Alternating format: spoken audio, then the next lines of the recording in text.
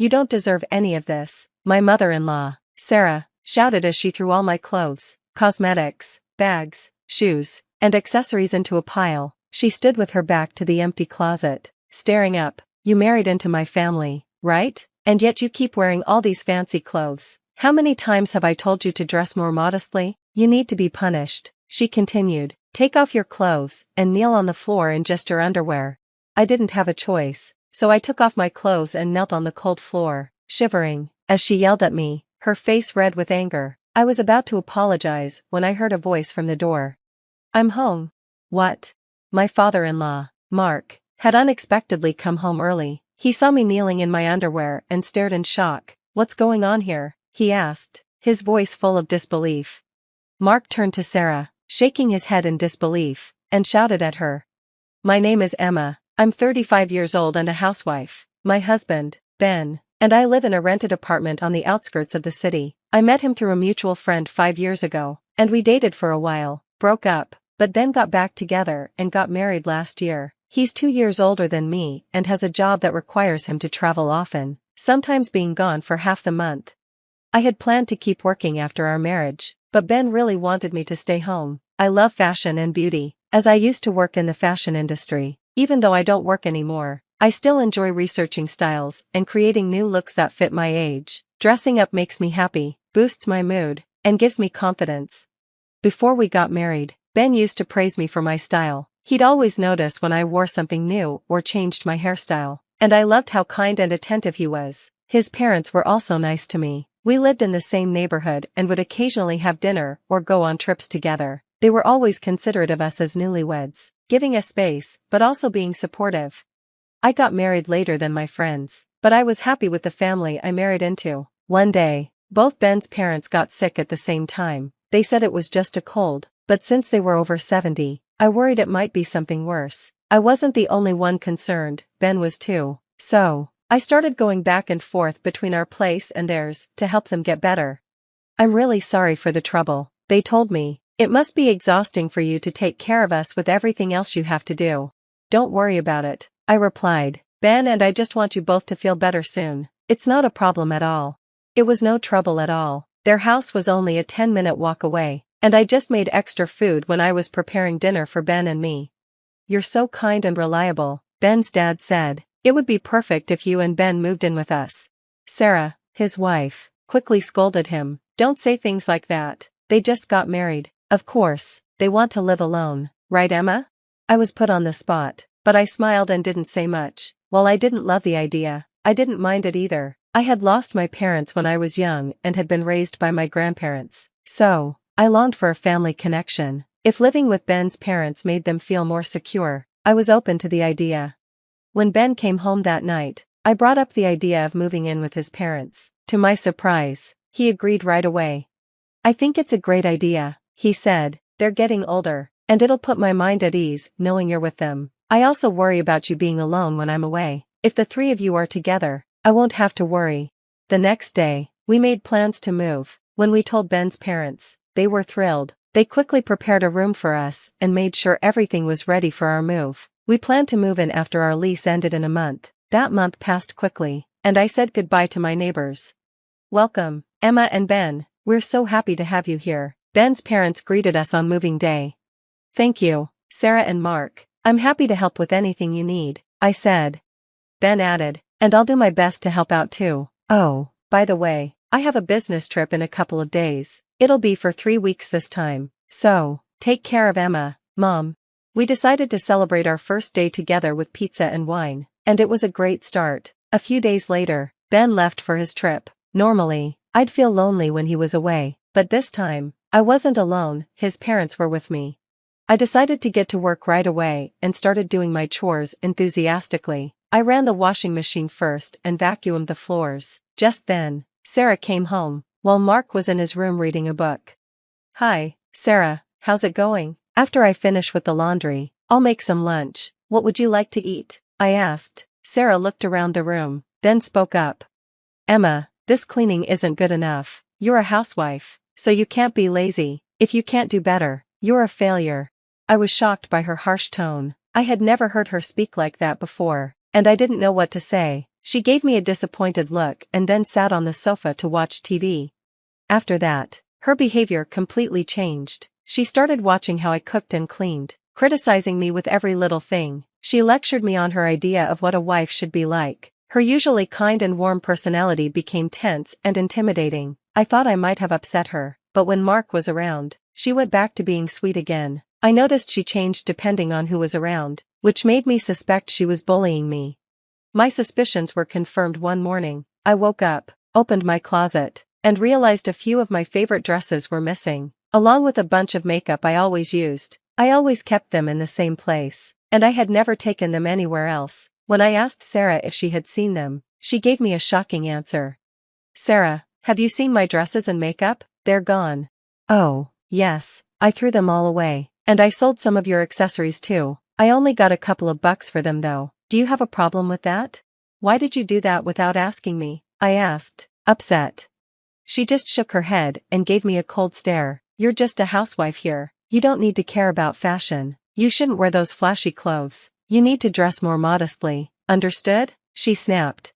"Now go make breakfast," she ordered, before walking out of the room. Those dresses were my favorite ones I bought with my own money when I was single. It was hard to get over losing them, but I had to live with her for a long time, so I decided to just play along. I changed into the plainest shirt and jeans I had and went to the kitchen to make breakfast. Sarah nodded in approval when she saw me. From that day, she started giving me more tasks to do, like taking care of the garden, washing the car, and going shopping with her. I didn't mind helping, but the way she treated me made it hard. I felt frustrated and annoyed. I decided to play along and pretend to obey Sarah, but secretly, I used my savings to buy new clothes and cosmetics from my favorite brand, knowing that Sarah would throw them away again if she found them. I hid everything in a box under the bed. It had been 3 weeks since Mark left, and he was finally coming home that night. I was so excited and decided to pick him up from the station and go for dinner. I asked Sarah for permission. "Is it okay if Mark and I go out for dinner tonight? Should I prepare something for you before I go?" I asked. "That's a good idea. You should go. No need to make anything for me. It'd be nice to have something other than your cooking once in a while," she said. There was a hint of sarcasm in her voice, but I was still happy that she agreed. I quickly got ready, as it had been a while since we had a date night. I wore a new dress I had bought just for this occasion. I was excited and ready to leave, making sure Sarah didn't see me. I hadn't heard Mark's voice, so I figured he was out eating. I was thrilled as I headed to the station to meet Mark. When I saw him in the crowd, I waved to get his attention. He came running over and smiled at me. It made me so happy when he complimented my new outfit like he used to do. "Hi, honey, how was your trip? What do you want for dinner?" I asked. But then his face dropped, and he seemed upset. "What on earth are you wearing?" he asked, frowning. "I bought it recently. Don't you like it?" I said, excited about my dress, but he didn't seem pleased. "I'm asking why you're dressed like that. Didn't my mom tell you to dress modestly? She said you're just a housewife, so act like one," he yelled. I was taken aback. "But you used to compliment my outfits before we were married," I said, confused. Mark sighed in frustration. "That was before. Now you're my wife. Things are different now. You married into my family, so you need to act and look like it," he said. I realized then that Sarah had thrown out my clothes at his request. I still didn't understand why, but I saw now that her behavior had a reason. Feeling upset, I stayed quiet, and he grabbed my arm. "Let's go home. We need to talk about how a wife should behave," he said. I didn't want to cause a scene in public, so I followed him quietly. I briefly thought about leaving, but I didn't have a job, and the money I had saved wouldn't be enough to support me, so I decided to wait it out. We drove home in silence. When we got there, Sarah was in the living room holding a big blue garbage bag. I saw that it was full of my clothes, makeup, shoes, and accessories. I ran to my closet, but it was completely empty. My new clothes I had hidden were gone too. Even my shoes were missing. "I can't trust you," Sarah said coldly. "This is a punishment for not obeying us. You can't dress like that anymore. Just wear your underwear." That was too much. I couldn't accept it. In a burst of anger, I grabbed the garbage bag from Sarah's hands. Mark yelled at me in rage.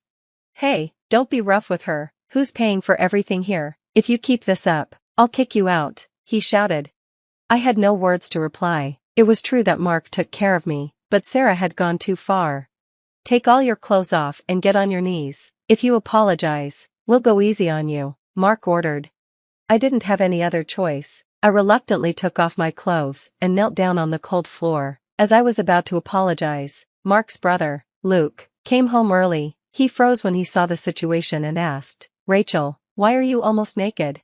"Because I don't deserve clothes," I said, not knowing what else to say. Luke looked confused. "What? You know she's my wife. She needs to learn her place. Those fancy clothes are a problem," Mark said. "That's enough," Luke said loudly. He covered me with his jacket and stood up to defend me, blocking me from Sarah and Mark. "What do you think you're doing? This isn't a lesson in life. It's abuse. I'm done with both of you. I want a divorce from you too. Josh, don't ever come back here," Luke shouted. Both Sarah and Mark were shocked. They thought Luke would side with them, but they were wrong. "Why divorce? No, please don't leave me. I don't know how to live without you. I'm sorry, I'll never do it again. Please forgive me," Josh begged. "Dad, do you really want to break up our family? Please, I'll apologize," Sarah added. Luke shook his head in disgust. "You're apologizing to the wrong person," he said, before turning to me. Both Sarah and Mark knelt in front of me, apologizing. I wasn't sure I could forgive them, even if I can't make a living on my own. "Living with you is 100 times worse," I said. They both started to panic, saying, "Oh no," but with Luke's help, I was able to file for a divorce. He even offered me financial support, which I initially refused, but eventually accepted when he insisted. In the end, Luke and Sarah also divorced, and they sold the house. Luke planned to move to a rural area and live peacefully. Sarah was left without anything. She tried to move in with Josh, but Luke didn't allow it. Thinking they might team up to cause more trouble, Sarah turned to her relatives, but her abusive behavior had become known, and they didn't want anything to do with her. Now, she lives alone, working day by day in a small apartment. It must be hard for her after living a comfortable life. As for Josh, who was disowned by Luke, he started looking for a new wife. This time, he tried to teach every woman he met how a wife should dress, but no one was interested. He now lives alone, only going between work and home. No woman will ever accept his way of thinking. I wondered when he would realize that, with the money Luke gave me, I moved far away and found a similar job to the one I used to have. It's not a luxurious life, but I'm happy. Now I dress the way I want. With money I earned myself. I'm free and won't let anyone control my life again. The shrill ring of the telephone pierced through our peaceful Sunday afternoon like a knife. I froze, wooden spoon suspended over the simmering pot of chili, my heart suddenly racing. Something in me knew this call would change everything. "Rebecca, honey, can you get that?"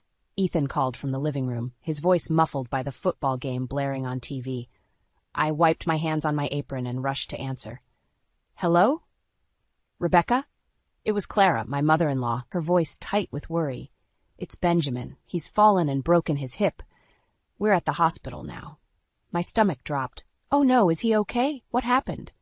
As Clara filled me in on the details, I caught Ethan's eye. He must have sensed the tension in my voice because he muted the TV and came to stand beside me, his brow furrowed in concern. "What's going on?" he mouthed. I held up a finger, listening intently as Clara continued. "The doctors say he'll need surgery, and then, well, he can't live alone anymore. We need to figure something out." "Of course," I said, my mind already racing. "We'll be there as soon as we can. Which hospital?" After jotting down the details, I hung up and turned to Ethan. "It's your grandfather. He's broken his hip." Ethan's face fell. "Damn, is he okay?" I quickly relayed what Clara had told me. As I spoke, I could see the wheels turning in Ethan's head, probably already calculating how this would impact our lives. "We should go to the hospital," I said, already moving to turn off the stove. "Can you call your sister? I'll get the kids ready." Ethan nodded, reaching for his phone. "Yeah, I'll let Sarah know. She'll probably want to meet us there." Within 20 minutes, we were in the car, our two children, Emma and Jack, unusually quiet in the back seat. As we drove, I couldn't shake the feeling that our lives were about to change dramatically. At the hospital, we found Clara pacing in the waiting room, her normally perfectly coiffed hair disheveled. Sarah arrived moments after us, her husband Tom in tow. "How is he?" Ethan asked, embracing his mother. Clara sighed heavily. "They've taken him into surgery. The doctor said it went well, but She trailed off, her eyes filling with tears. I stepped forward, putting a comforting hand on her arm. "But what, Clara? He can't go back to living alone," she said, her voice barely above a whisper. "He's going to need full-time care, at least for a while." The weight of her words settled over us like a heavy blanket. I glanced at Ethan, seeing the same realization dawning in his eyes. Our lives were about to become much more complicated. "We'll figure it out," I said, trying to sound more confident than I felt. "We're family. That's what we do." Sarah nodded in agreement, but I couldn't help noticing the flicker of unease that passed between her and Tom. I pushed the thought aside, focusing on the present moment. As we settled in to wait for news, I couldn't shake the nagging feeling that this was just the beginning. Benjamin had always been a strong, independent man. How would he handle this sudden loss of freedom? And how would we, as a family, cope with the challenges ahead? Little did I know, as I sat there in that sterile hospital waiting room surrounded by my family, that this was only the first tremor in what would become an earthquake, shaking the very foundations of our lives. The real test was yet to come, and it would push us all to our limits, revealing truths about ourselves and each other that we never could have imagined. The crash of shattering glass jolted me from my sleep. I bolted upright, heart pounding, and fumbled for my robe. Ethan stirred beside me, mumbling groggily. "What was that?" "I'll check," I whispered, already padding down the hallway towards Benjamin's room. I found him standing amidst a sea of broken china, his face flushed with anger. "This blasted tea set," he bellowed. "It's completely useless." "Grandpa Ben," I said softly, trying to calm him. "What's wrong? Why are you up so late?" His eyes, sharp despite the hour, fixed on me. "I wanted tea, Rebecca. Is that a crime now? But this ridiculous china you insist on using, it's too delicate for a man's hands." I bit back a sigh. It was the china his late wife had cherished, but I didn't dare remind him of that now. "Let me clean this up, and I'll make you some tea in a sturdier mug, okay?" As I swept up the shards, Benjamin launched into a lecture. In my day, we knew how to make things that lasted, not like this flimsy modern junk. And while we're at it, your entire household could use an overhaul. The way you run things, it's all wrong. I gritted my teeth, reminding myself that his frustration wasn't really about the teacup.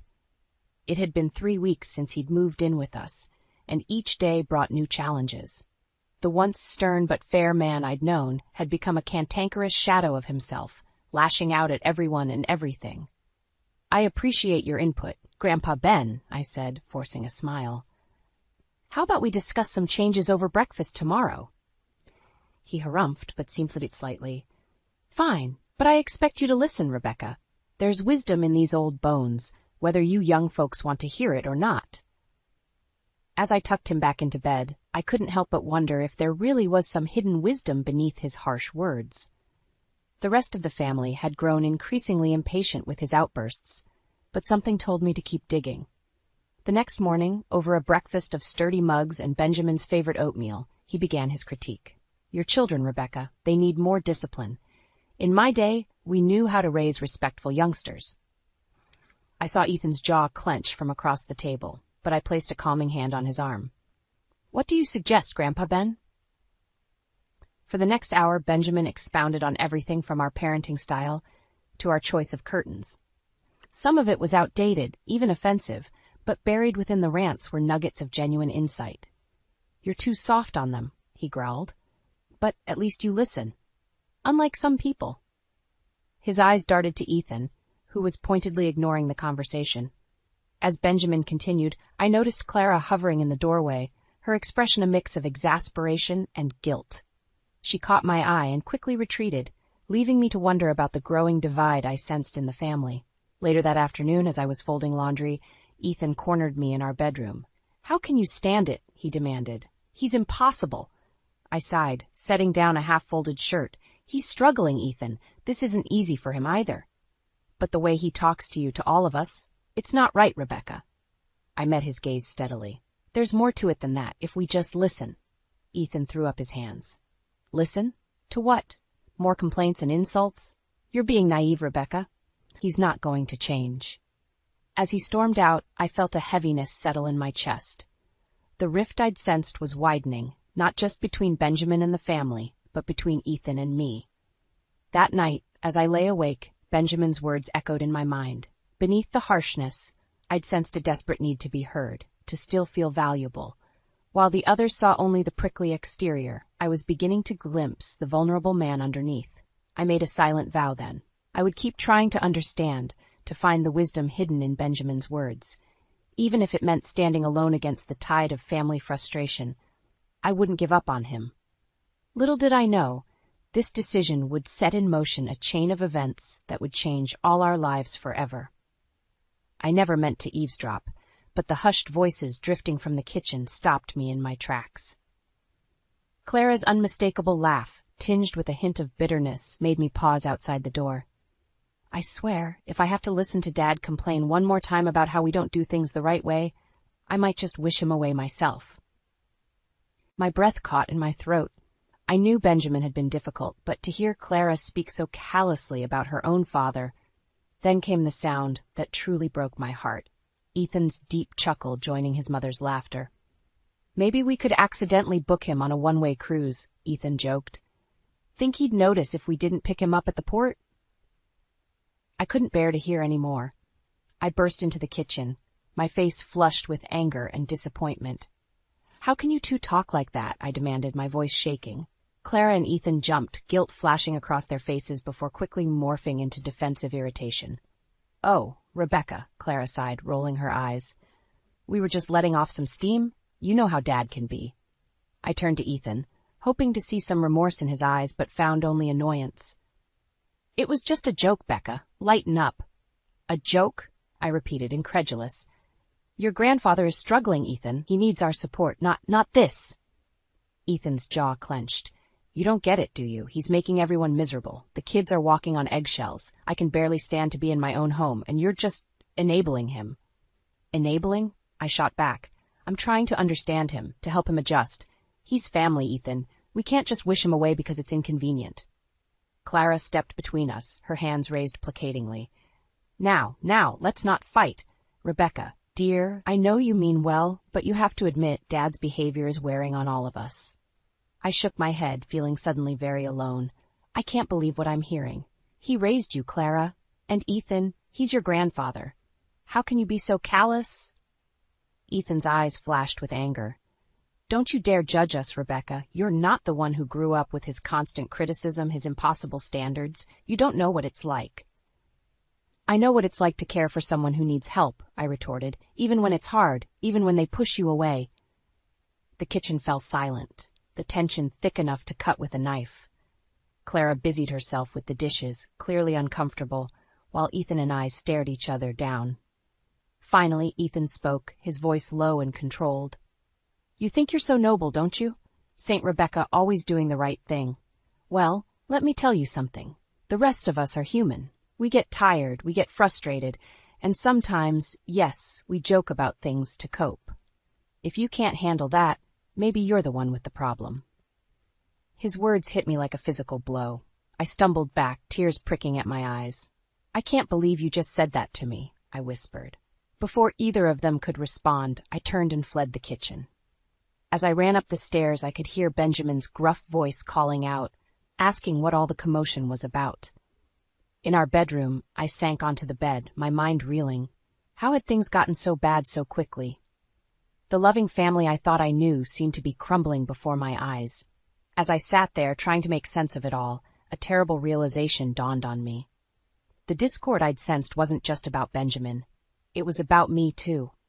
Somehow, in trying to do what I thought was right, I'd placed myself on the outside of my own family. A soft knock at the door made me look up. It was Emma, our daughter, her young face creased with worry. Mom? Are you okay? I heard yelling. I forced a smile, patting the bed beside me. As Emma curled up next to me, I held her close, suddenly fiercely grateful for her presence. Whatever was happening with Ethan and his family, I knew one thing for certain. I would do whatever it took to protect my children from the growing storm. Little did I know, the true test of my resolve was yet to come. The hushed voices coming from the living room made my skin prickle. I paused at the bottom of the stairs, my hand gripping the banister as I strained to hear. It was Ethan, Clara, and Sarah, Ethan's sister. A family meeting, and I hadn't been invited. "We can't go on like this," Sarah was saying, her voice tight with frustration. "It's tearing us apart."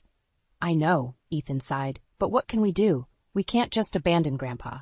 Clara's voice cut in, sharp and decisive. "We're not abandoning him. We're reallocating resources." My heart began to race. What were they planning? "Rebecca seems to have everything under control," Clara continued. "She's always so insistent on doing things her way. Well, let her."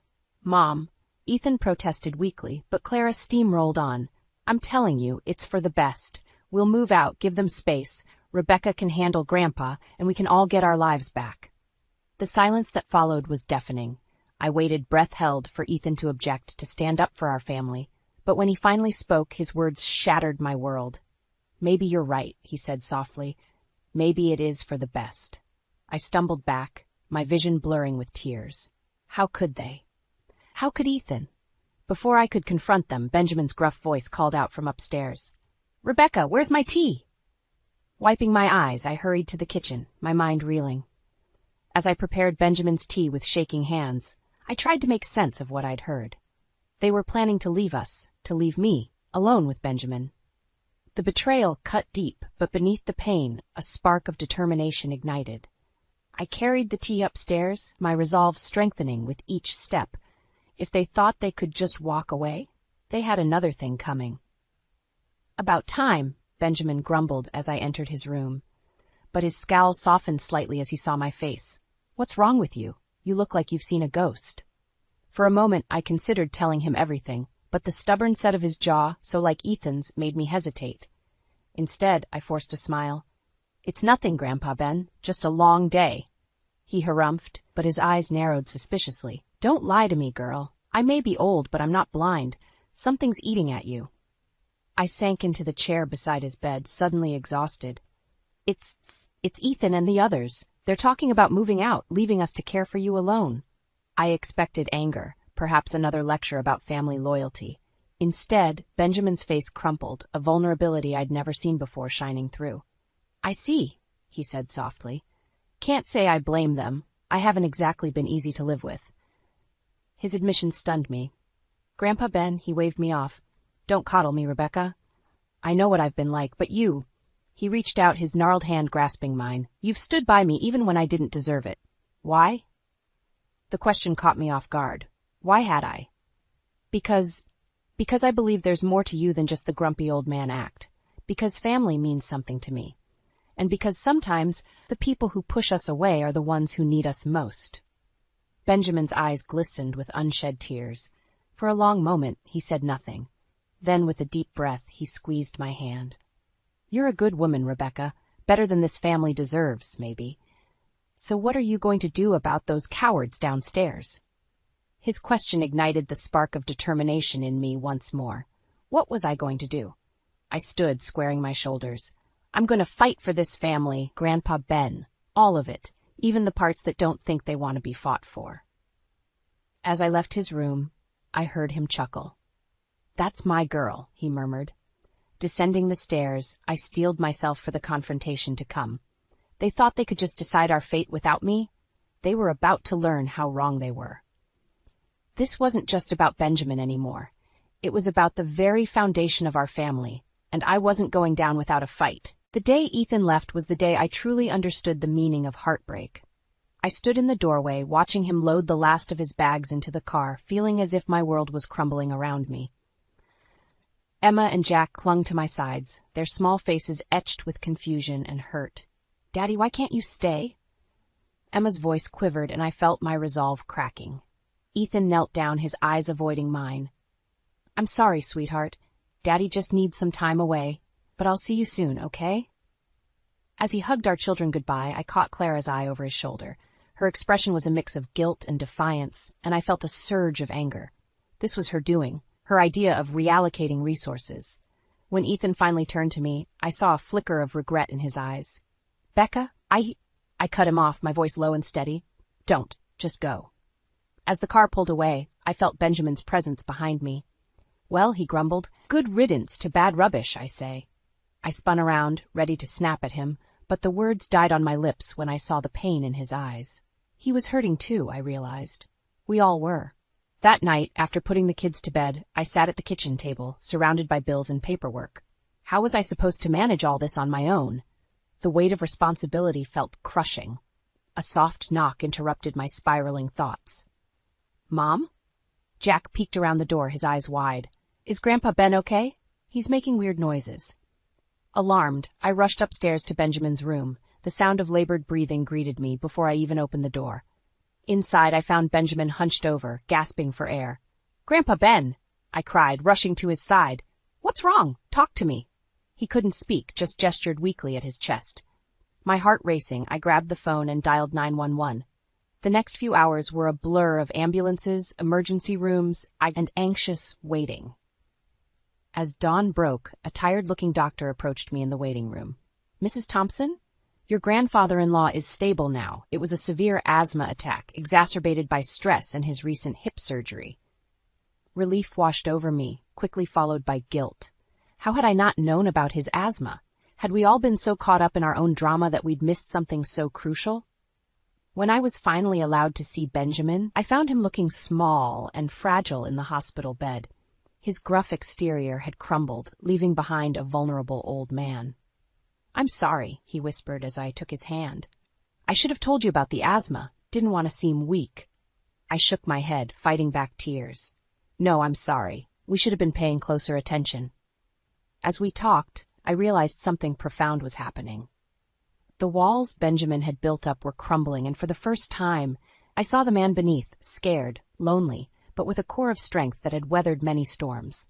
When I returned home that afternoon, exhausted but determined, I found Emma and Jack waiting anxiously. "Is Grandpa Ben okay?" Emma asked, her voice small. I knelt down, gathering them both in my arms. "He will be," I assured them. "And we're going to help him. Together." Looking into their brave little faces, I felt a surge of love and determination. Ethan and his family might have abandoned us, but we weren't broken. We were survivors. That night, as I tucked the kids into bed, I made a silent vow. We would not just survive this, we would thrive. Benjamin, the children, and I, we would build something new and beautiful from the ashes of what we'd lost. As I closed their bedroom door, I felt a strange sense of peace settle over me. The road ahead would be challenging, but for the first time since this all began, I felt ready to face it. We were a family. Unconventional, perhaps, but bound by love and resilience, and that I realized was more powerful than any adversity we might face. My hands trembled as I smoothed down my blouse, stealing a glance at Benjamin in the passenger seat. 6 months had passed since that fateful night in the hospital, and the change in him was remarkable. Gone was the cantankerous old man, replaced by someone I'd grown to love and respect deeply. "Ready for this?" I asked, my voice barely above a whisper. Benjamin's eyes twinkled with a mischief I'd come to recognize. "Oh, I'm more than ready, my dear. Let's give them a show they'll never forget." As we pulled up to Clara's house, my stomach churned with anxiety. This was the first time we'd all be together since Ethan left. The children were spending the day with a friend, sparing them from what I feared would be an explosive family reunion. Clara answered the door, her smile faltering as she saw Benjamin standing tall beside me, no cane in sight. "Dad, you're walking so well. Amazing what proper care can do." Benjamin replied, his tone deceptively light. Ethan appeared behind his mother, his eyes widening at the sight of us. "Becca? We weren't expecting you both." "Clearly," I said, brushing past them into the house. The atmosphere in the living room was thick with tension as we all settled in. Sarah and her husband Tom exchanged nervous glances while Clara fussed unnecessarily with refreshments. Finally, Benjamin cleared his throat. "I suppose you're all wondering why we're here." "To be honest, Dad, we're just happy to see you doing so well," Sarah said, her voice tinged with guilt. Benjamin's laugh was sharp and humorless. "Oh, I'm doing more than well, Sarah. Thanks to Rebecca here, I've not only recovered, but I've had a revelation." The room fell silent, all eyes on Benjamin. My heart raced, knowing what was coming. "You see," he continued, his voice gaining strength, "these past months have been enlightening.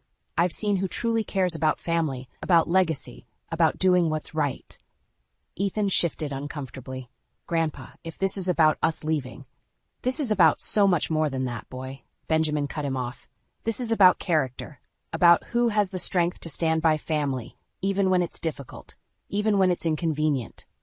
I watched as realization dawned on their faces.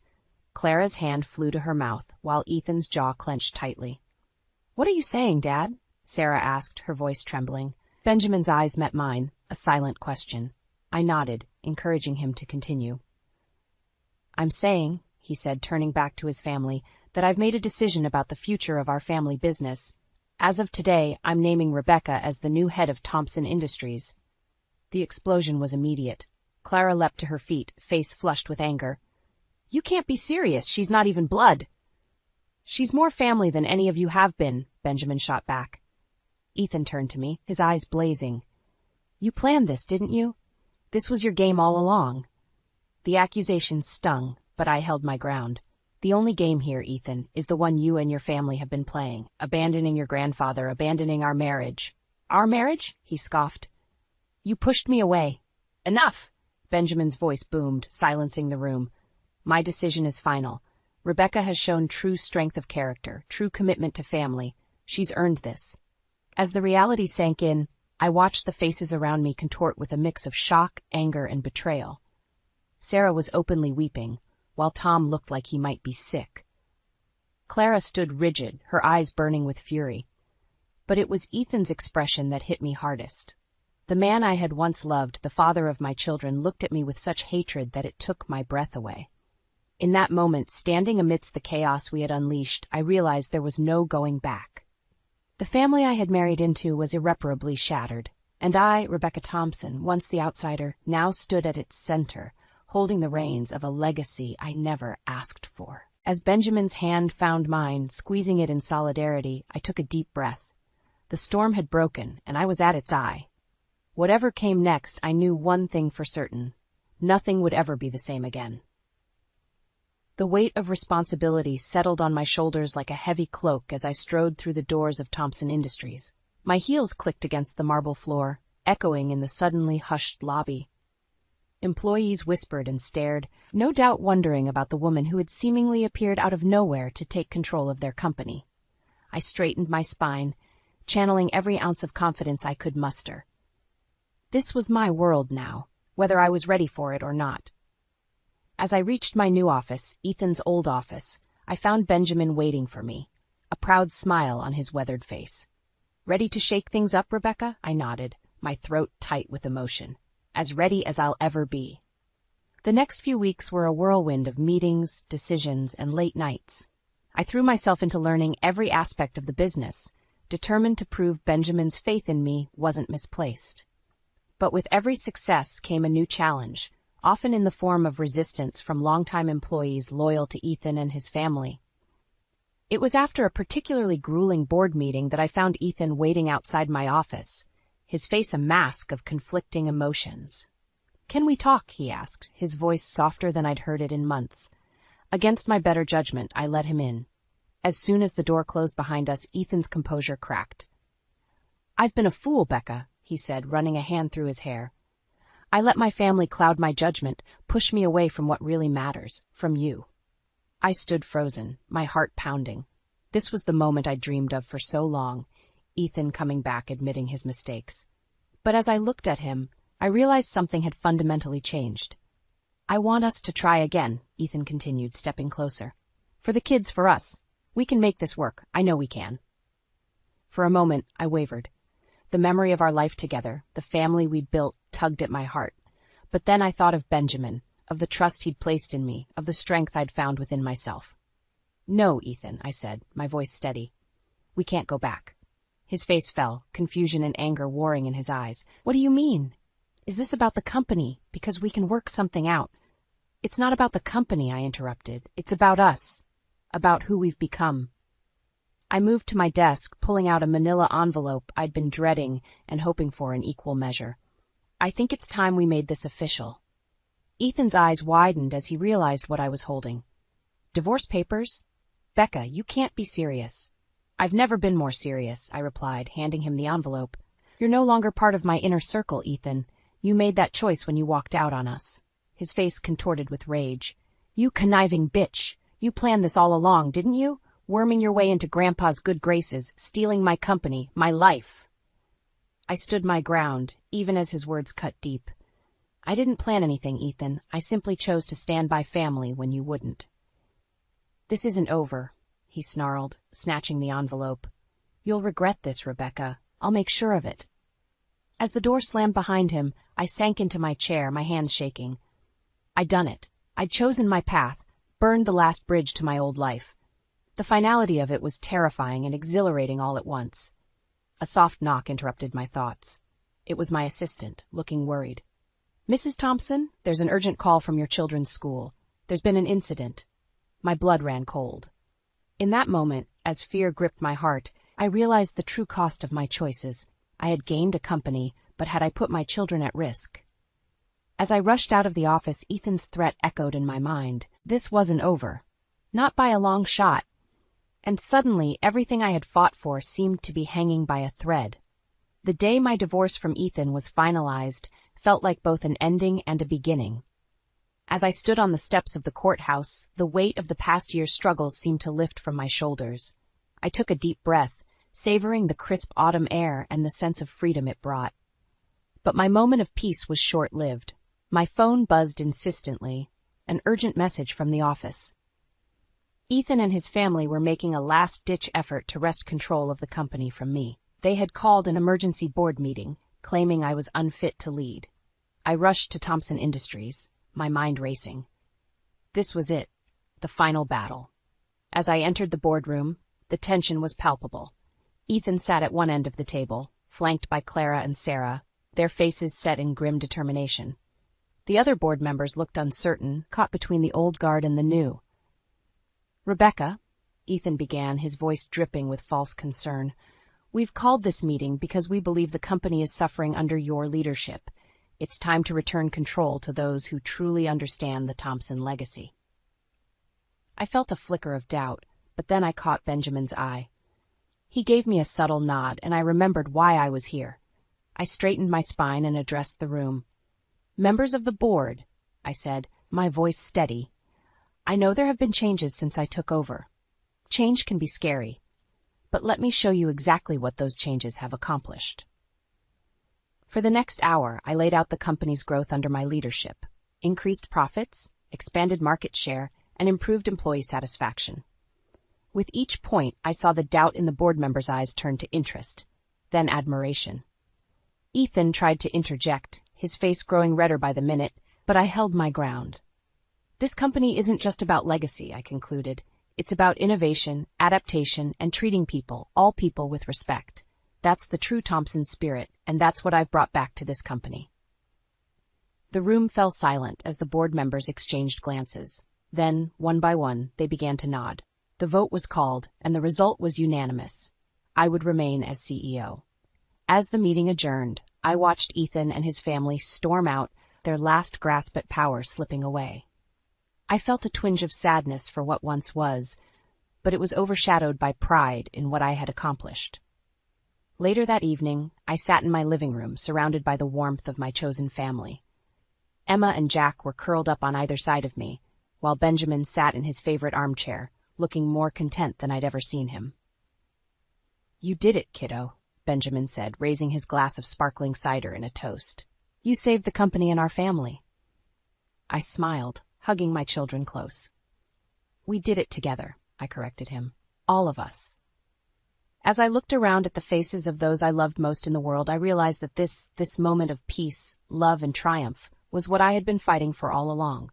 Not just a company or a title, but a true sense of family and purpose. The road had been hard, filled with betrayals and heartache, but it had led me here, to a place where I was stronger, wiser, and more fulfilled than I ever thought possible. "Mom," Emma said, looking up at me with curious eyes, "are you happy now?" I felt tears prick my eyes as I answered honestly, "Happier than I've ever been, sweetheart." And as the evening wore on, filled with laughter and love, I knew that this was just the beginning. Whatever challenges lay ahead, I was ready to face them. Not as the woman I had been, but as the woman I had become. A woman who had taken adversity and turned it into opportunity, who had found strength in vulnerability, and who had learned that true family is not always bound by blood, but by love, loyalty, and shared struggles. This was my new chapter, my new life, and I couldn't wait to see where it would lead. I stood in front of the bathroom mirror, my hands trembling as I gripped the pregnancy test. 2 pink lines, positive. My heart raced as I tried to process this life-changing news. How would I tell Chris? As if on cue, I heard the front door open. "Nora? You home?" Chris called out. I quickly shoved the test into my pocket and splashed some water on my face. "In here," I managed to reply, my voice shakier than I'd intended.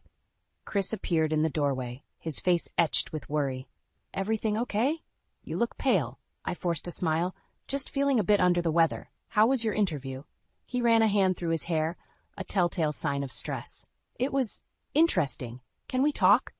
We moved to the living room, settling onto our worn couch. Chris took a deep breath. "They offered me the job." "That's great news," I exclaimed, genuinely happy for him after a year of fruitless job hunting. His expression remained serious. "There's a catch, Nora. The position is in Seattle." My stomach dropped. "Seattle? But that's across the country. Our whole life is here, my art studio, our friends, your family."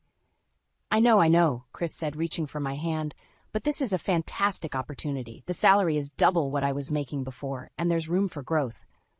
I pulled away, standing up to pace the room. "What about my career? I've just started to build a name for myself in the local art scene." Chris's eyes pleaded with me. "You can paint anywhere, Nora, and with this salary, we could afford a house with a dedicated studio space for you." I felt torn. The pregnancy test weighed heavily in my pocket, a secret that would change everything. "I don't know, Chris. It's such a big decision." "We don't have to decide right this second," he said, his voice gentle, "but they need an answer by the end of the week." Just then, a cry erupted from the baby monitor. Our daughter, Lily, was awake from her nap. "I'll get her," Chris offered, standing up. As he left the room, I sank back onto the couch, my mind reeling. How could I uproot our entire life?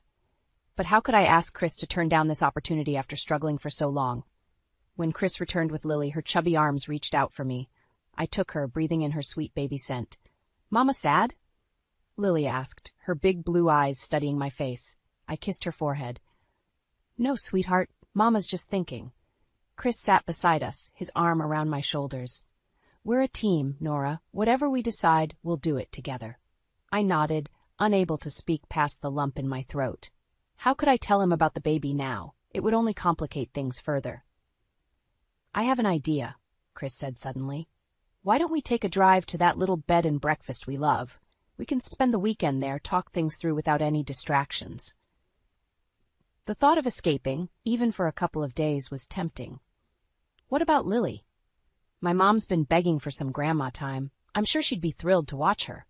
I hesitated, then nodded. "Okay, let's do it." As Chris made the arrangements, I excused myself to the bathroom. I pulled out the pregnancy test, staring at those 2 pink lines that had the power to change everything. How could I tell Chris now, with this job offer hanging over us? And how could I not? My mind raced with the possibilities, each scenario more daunting than the last. One thing was certain, this weekend getaway would be anything but relaxing. The moving truck rumbled away, leaving us standing in front of our new home in Seattle. Rain drizzled down, matching my mood perfectly. Chris squeezed my hand, his excitement palpable. "This is it, Nora, our fresh start." I forced a smile, my free hand resting on my now visible baby bump. "It's different." As we walked up the driveway, a voice called out, "Welcome to the neighborhood." A statuesque blonde in yoga pants jogged towards us, all smiles and bouncing ponytail. "I'm Angela, your next-door neighbor." Chris stepped forward, extending his hand. "Chris, this is my wife, Nora, and our daughter, Lily." Angela's eyes lingered on Chris a beat too long before turning to me. "Oh, and another one on the way. How exciting!" I nodded, suddenly feeling frumpy in my travel-worn clothes. "We're due in 4 months." "Well, if you need anything at all, I'm right next door," Angela said, her hand on Chris's arm. "Anything at all." As she jogged away, Chris chuckled. "Friendly neighbors. That's a good sign, right?" I mumbled agreement, but something about Angela's overly warm welcome left me uneasy. The next few weeks flew by in a whirlwind of unpacking and settling in. Chris threw himself into his new job, often working late. I struggled to find my footing, missing my old art studio and friends. One afternoon, while Lily napped, A knock at the door startled me. It was Angela, holding a plate of cookies. "Thought you might need a pick-me-up," she said, breezing past me into the kitchen. "How are you settling in?" I followed, feeling oddly defensive in my own home. "Fine, thanks. Chris is loving his new job." Angela's eyes sparkled. "Oh, I know. We had lunch yesterday. He's quite the charmer, isn't he?" My stomach clenched. "You had lunch?" "Just a quick bite in the cafeteria," she waved dismissively. "Did he not mention it? Anyway, there's a neighborhood barbecue this weekend. You simply must come." After she left, I stood in the kitchen, Angela's words echoing in my mind. Why hadn't Chris mentioned lunch? That evening, as we ate dinner, I casually asked, "How's work going? Meet any new people?" Chris nodded, mouthful of pasta. "It's great. Everyone's been really welcoming." I waited, but he didn't elaborate. "Anyone in particular?" He shrugged. "Not really. Oh, did I mention there's a company picnic coming up?" I set down my fork. "Actually, Angela invited us to a neighborhood barbecue. Same day, probably." Chris's face lit up. "Perfect. We can do both. The picnic's in the afternoon. We can hit the barbecue after." I pushed my food around my plate. "You seem awfully excited about the barbecue." He reached across the table, taking my hand. "I'm excited about making friends here, Nora. This move was hard on all of us. I want it to work." I nodded, guilt washing over me. Was I being paranoid? The barbecue arrived, and I found myself surrounded by Angela's friends. They were all impossibly fit, sipping wine and trading neighborhood gossip. "Oh, Nora," one woman said, her voice dripping with faux sympathy. "It must be so hard being pregnant in a new city, and with Chris working such long hours." Another chimed in. "At least he has Angela to keep him company at work. She's such a dear, always looking out for the new employees." My head snapped up. "What do you mean?" The women exchanged glances. "Oh, nothing, dear. It's just nice that he has a friendly face at the office." I scanned the yard, spotting Chris and Angela by the grill, laughing at some private joke. As I watched, she placed her hand on his arm, leaning in close to whisper something. A cold dread settled in my stomach. What was really going on here? As we drove home that night, Chris chatted happily about the new friends we'd made. I stared out the window, my mind racing. "Nora? You okay?" Chris asked, concern in his voice. I turned to him, searching his face. "Chris, is there something you're not telling me?" Chris's face paled at my question. "What do you mean? I've told you everything." I wanted to believe him, but doubt gnawed at me. "It's just...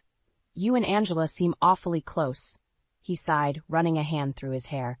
"Nora, she's just being friendly. You're reading too much into this." I let it drop, but sleep eluded me that night. The next morning, while Chris was in the shower, I did something I'd never done before. I checked his phone. My hands shook as I scrolled through his messages. There it was, a thread with Angela. My heart raced as I opened it. "Great seeing you today. Lunch again tomorrow?" "Absolutely. Same time, same place." "Can't wait. You always brighten my day." I felt sick. The messages weren't explicitly romantic, but the familiarity, the frequency, it was all wrong. Chris's footsteps approached. I quickly put the phone down, my mind reeling. "Hey, honey," he said, kissing my cheek. "I'm heading out. Big presentation today." I nodded, unable to meet his eyes. "Good luck," I managed to choke out. As soon as he left, I burst into tears. Lily toddled over, her little face scrunched with concern. "Mama sad?" I pulled her close, breathing in her sweet baby scent. "No, sweetheart. Mama's okay." But I wasn't okay. Far from it. That afternoon, I took Lily to the park, desperate for a distraction. As she played in the sandbox, I sat on a nearby bench, lost in thought. "Mind if I join you?"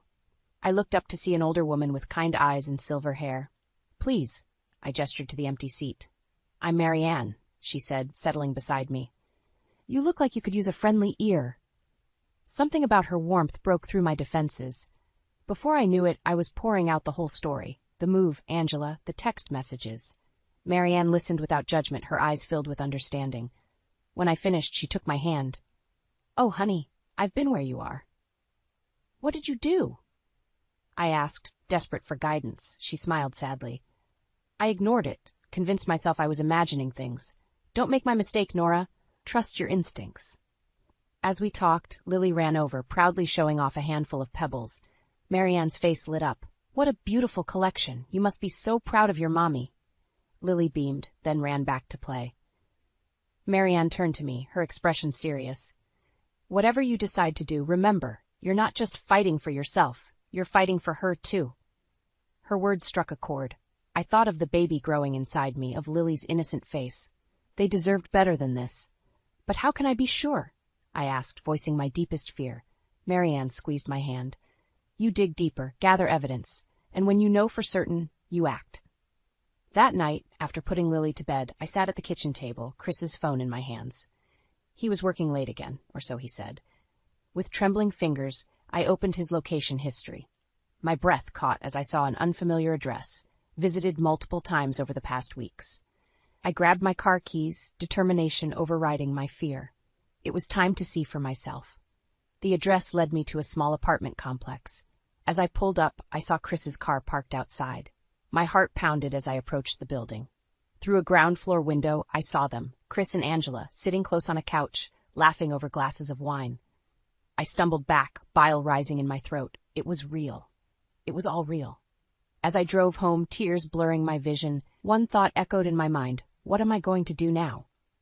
The annual company picnic loomed, and I dreaded every second of it. But I had to go. I needed to see Chris and Angela together with my own eyes. Maybe I was wrong. Maybe there was an innocent explanation for everything.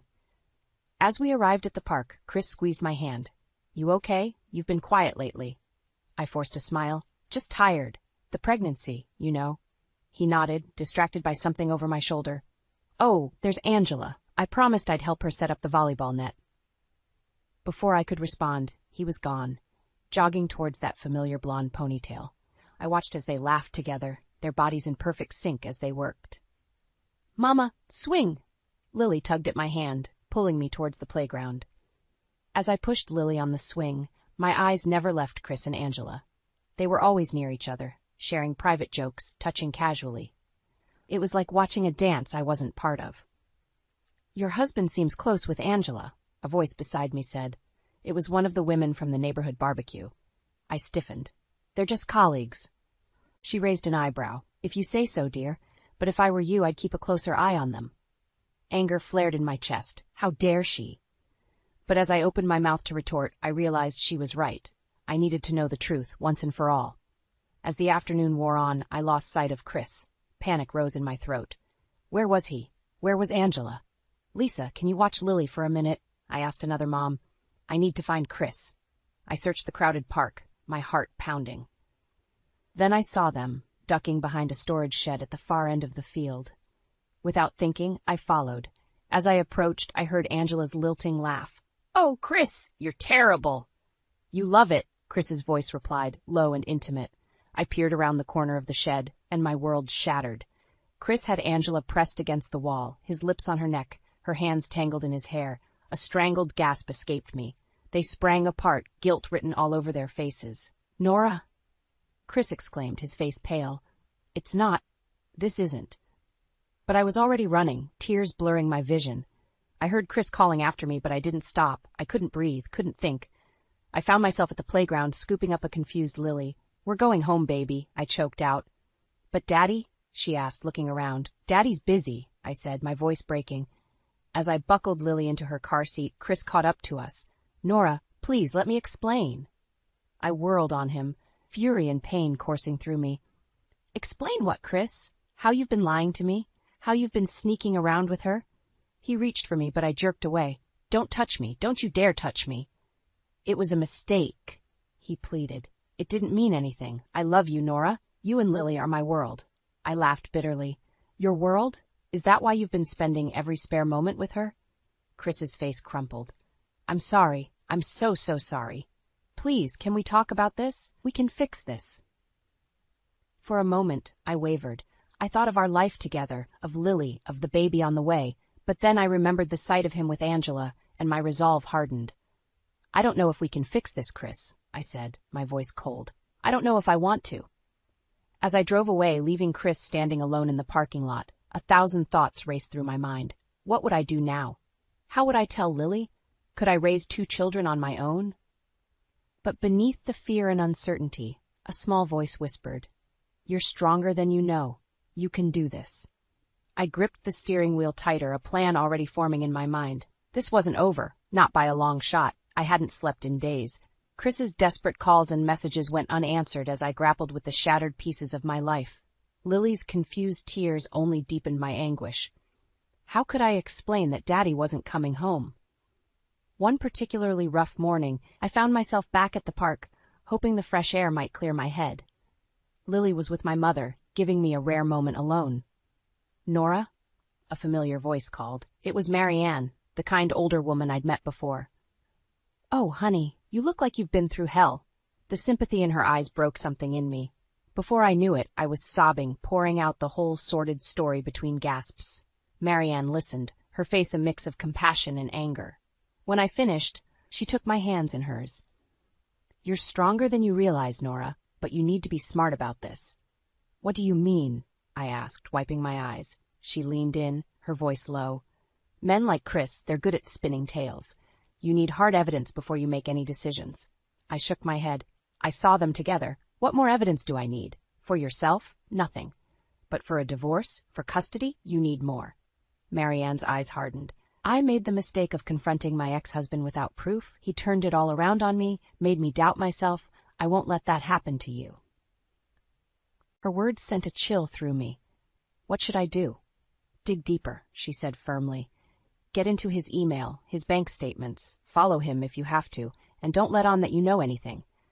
The thought of pretending everything was normal made me sick. "I don't know if I can face him." Marianne squeezed my hand. "You can, and you will, for Lily and for that baby you're carrying. They deserve better, and so do you." As I drove home, Marianne's advice echoed in my mind. Could I really play the role of the unsuspecting wife? The thought of Chris touching me, kissing me, while I knew about Angela, made my skin crawl. But as I walked into our house, the house we'd chosen together, filled with memories and dreams, resolve steeled my spine.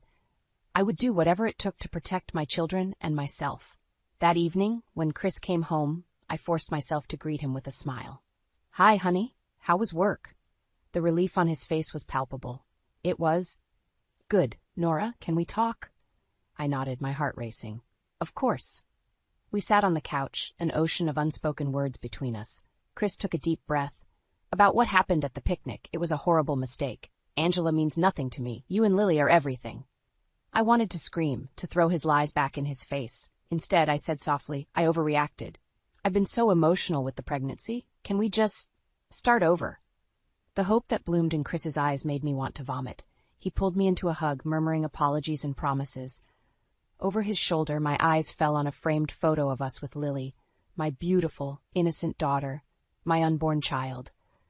They deserved the truth, whatever it might be. In that moment, I made my decision. I would play along, gather evidence, and when the time was right, I would bring it all crashing down. As Chris held me, thinking all was forgiven, I began to plan. I would leave no stone unturned, no secret unexposed. And when I was done, Chris and Angela would regret ever underestimating me. The game was on, and I intended to win. The next few weeks were a masterclass in deception. I played the role of the forgiving wife perfectly, all while gathering evidence with Marianne's help. We combed through bank statements, tracked Chris's movements, and even hired a private investigator. One rainy afternoon, Marianne and I huddled over my laptop, sifting through the latest batch of information from the PI. "Look at this." Marianne pointed to a series of transactions. Regular withdrawals, always the same amount, always on Fridays. My heart sank. "The day he claims to work late." Marianne squeezed my hand. "We've got him, Nora. Now we just need the final piece of evidence." As if on cue, my phone buzzed. It was a text from the PI. "Meeting confirmed. Sending location now." I stood up, adrenaline coursing through me. "This is it. I'm going." Marianne looked concerned. "Are you sure? I could go instead." I shook my head. "No, I need to see this with my own eyes." The drive to the motel was a blur. Rain lashed against the windshield, matching the storm in my heart. I parked across the street, my eyes fixed on room 12. At exactly 7 p.m., a familiar car pulled up. Chris stepped out, looking around furtively before knocking on the door. Angela answered, pulling him inside. I felt numb. Even after everything, a part of me had hoped it wasn't true. I raised my phone, capturing video of Chris entering the room. Suddenly, a tap on my window made me jump. It was the PI, gesturing for me to roll down the window. "Mrs. Thompson, I've got audio set up in the room. Do you want to listen?" I hesitated, then nodded. He handed me a small device with headphones. Chris's voice came through clearly. I can't keep doing this, Angela. Nora's pregnant. I need to focus on my family. Angela's laugh was cold. Oh, please, you've been saying that for months. Face it, Chris, you're not happy with her. You never have been. That's not true, Chris protested weakly. Then why are you here? Angela challenged. There was a long pause, then the unmistakable sound of kissing. I ripped off the headphones, bile rising in my throat. I'd heard enough. As I drove home, my mind raced. I had all the evidence I needed now. But what would I do with it? Marianne was waiting when I got back. One look at my face told her everything. Oh, honey, she said, pulling me into a hug. I'm so sorry. As I recounted what I'd seen and heard, Marianne's expression hardened. He doesn't deserve you, Nora. It's time to take back your life. But how? I asked, feeling lost. A quiet divorce? Try to keep it civil for Lily's sake? Marianne shook her head. No. Men like Chris, they need to be exposed. Publicly. It's the only way they learn. Her words ignited something in me. Years of suppressed anger, of putting everyone else first, of dimming my own light. It all came rushing to the surface. You're right, I said, my voice stronger than I'd heard it in months. No more hiding. No more pretending. It's time everyone knew the truth. Marianne smiled, a glint of satisfaction in her eyes. That's my girl. Now let's plan this out properly. We want maximum impact. As we strategized late into the night, a part of me wondered if this was too far. Was public humiliation really the answer? But then I thought of Lily, of the baby I was carrying. I thought of all the women who had been in my shoes, who had suffered in silence. No more. It was time to reclaim my voice, my power, my life. As Marianne and I finalized our plan, I felt a mix of exhilaration and terror. In just a few days, everything would change. There was no going back now. I placed a hand on my growing belly, whispering a promise. We're going to be okay. Mama's going to make sure of it. The annual neighborhood block party was in full swing. Families mingled, kids ran around with sticky faces, and the air was thick with the smell of barbecue. I stood on the periphery, my heart pounding so hard I was sure everyone could hear it. Marianne appeared at my side, a reassuring presence. Are you ready? I nodded, unable to speak. In my hand, I clutched a USB drive containing all the evidence of Chris and Angela's affair. Photos, videos, bank statements, everything. Chris was at the grill playing the role of perfect husband and neighbor. Angela hovered nearby, laughing too loudly at his jokes. The sight of them together made my blood boil. Remember, Marianne whispered, wait for my signal. I watched as she made her way to the makeshift stage where the karaoke machine was set up. She tapped the microphone, drawing everyone's attention.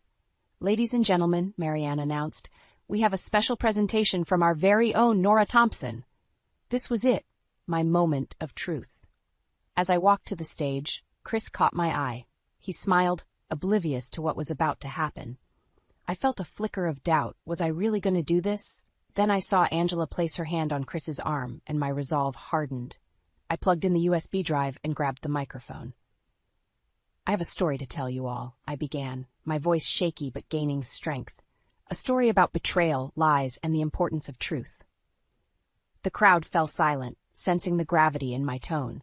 Chris's smile faltered. For months I've been living a lie, I continued, pretending everything was fine while my husband carried on an affair with our neighbor. Gasps rippled through the audience. Chris's face drained of color. Angela tried to slip away, but Marianne blocked her path. I have proof, I said, pressing play on the first video. Chris and Angela's voices filled the air, discussing their secret meetings. The crowd watched in stunned silence as image after image appeared on the screen. Chris entering the motel. Bank statements showing his withdrawals. Text messages full of intimate details. I locked eyes with Chris. Did you think I wouldn't find out? Did you think I was too stupid, too trusting? He started towards the stage. Nora, please. No, I shouted, surprising even myself with the force of my voice. You don't get to speak now. You've done enough talking behind my back. As the evidence continued to play, I saw the reactions around me. Shock, disgust, pity. Angela had collapsed into a chair, sobbing. Chris stood frozen, his world crumbling around him. But then I heard a small voice. Mommy? Lily stood at the edge of the crowd, her eyes wide with confusion and fear. My triumph turned to ash in my mouth. What had I done? I stumbled off the stage, pushing past the murmuring crowd to reach my daughter. As I scooped her up, I caught sight of Chris. The devastation on his face mirrored my own. "Nora," he choked out, "I'm so sorry. Please, can we talk?" But it was too late. The damage was done. As I carried Lily away from the chaos, Marianne caught up with us. "You did it, Nora. You showed them all." "No," I cut her off, the weight of my actions crashing down on me. "This wasn't right. Not like this." Marianne's expression hardened. "Don't go soft now. He deserved this." I looked at Lily, clinging to me in confusion, then back at the devastation I'd left behind. Maybe he did, but Lily didn't, and neither did I. As we walked away from the party, the sounds of shock and gossip fading behind us, I realized the bitter truth. In my quest for revenge, I'd hurt the very people I was trying to protect. The triumph I'd imagined felt hollow. Instead of closure, I was left with a gnawing question. What do I do now? The days following the block party were a blur of tears, hushed conversations, and sleepless nights. Chris moved out, staying with a friend. I was left alone with Lily, trying to explain why Daddy wasn't home. One afternoon, as Lily napped, I sat in my makeshift art studio, staring at a blank canvas. For the first time in years, I felt the urge to paint. As I picked up a brush, there was a knock at the door. It was Chris, looking haggard and remorseful. "Can we talk?" I nodded, letting him in. We sat at the kitchen table, the weight of our broken marriage between us. "I'm so sorry, Nora," Chris began, his voice cracking. "What I did was unforgivable. I understand if you want a divorce." I took a deep breath. I thought I did, but seeing Lily's face that day, it made me realize revenge isn't the answer. Chris looked up, hope flickering in his eyes. "What are you saying?" "I'm saying we owe it to Lily and to this baby," I placed a hand on my swollen belly, "to try and work through this. But things have to change, Chris. I won't be taken for granted again." We talked for hours, laying everything bare. Chris's insecurities about providing for the family, my resentment at giving up my art, the breakdown in our communication. It was painful, but cathartic. "I want to go to counseling," I said firmly. "Both of us, together and separately, and I'm going back to painting. It's not negotiable." Chris nodded eagerly. "Anything you want, I'll do whatever it takes to make this right." As we talked, I felt a shift within me. The anger that had consumed me for so long began to ebb, replaced by a sense of empowerment. I wasn't just Chris's wife or Lily's mother. I was Nora, artist, woman, survivor. Weeks turned into months. Chris threw himself into therapy, taking on more responsibilities at home. I set up a proper studio and started selling my paintings online. Slowly, we rebuilt trust. One evening, as we tucked Lily into bed, she asked, "Are you and Daddy happy now?" I looked at Chris, seeing the man I fell in love with, changed but somehow stronger. "We're working on it, sweetie, every day." As her due date approached, Nora found herself in her studio, working on a new piece. It was a self-portrait, not the meek housewife she'd become, but the strong, resilient woman she'd discovered. Chris appeared in the doorway, a mug of tea in hand. "That's incredible, Nora. It's so you." I smiled, really smiled for the first time in months. "It is, isn't it?" He set the tea down and wrapped his arms around me, careful of my belly. "I'm so proud of you and grateful you gave us another chance." I leaned into him, feeling our baby kick. "We've both changed, Chris. This isn't the life I imagined, but maybe it's the one we needed."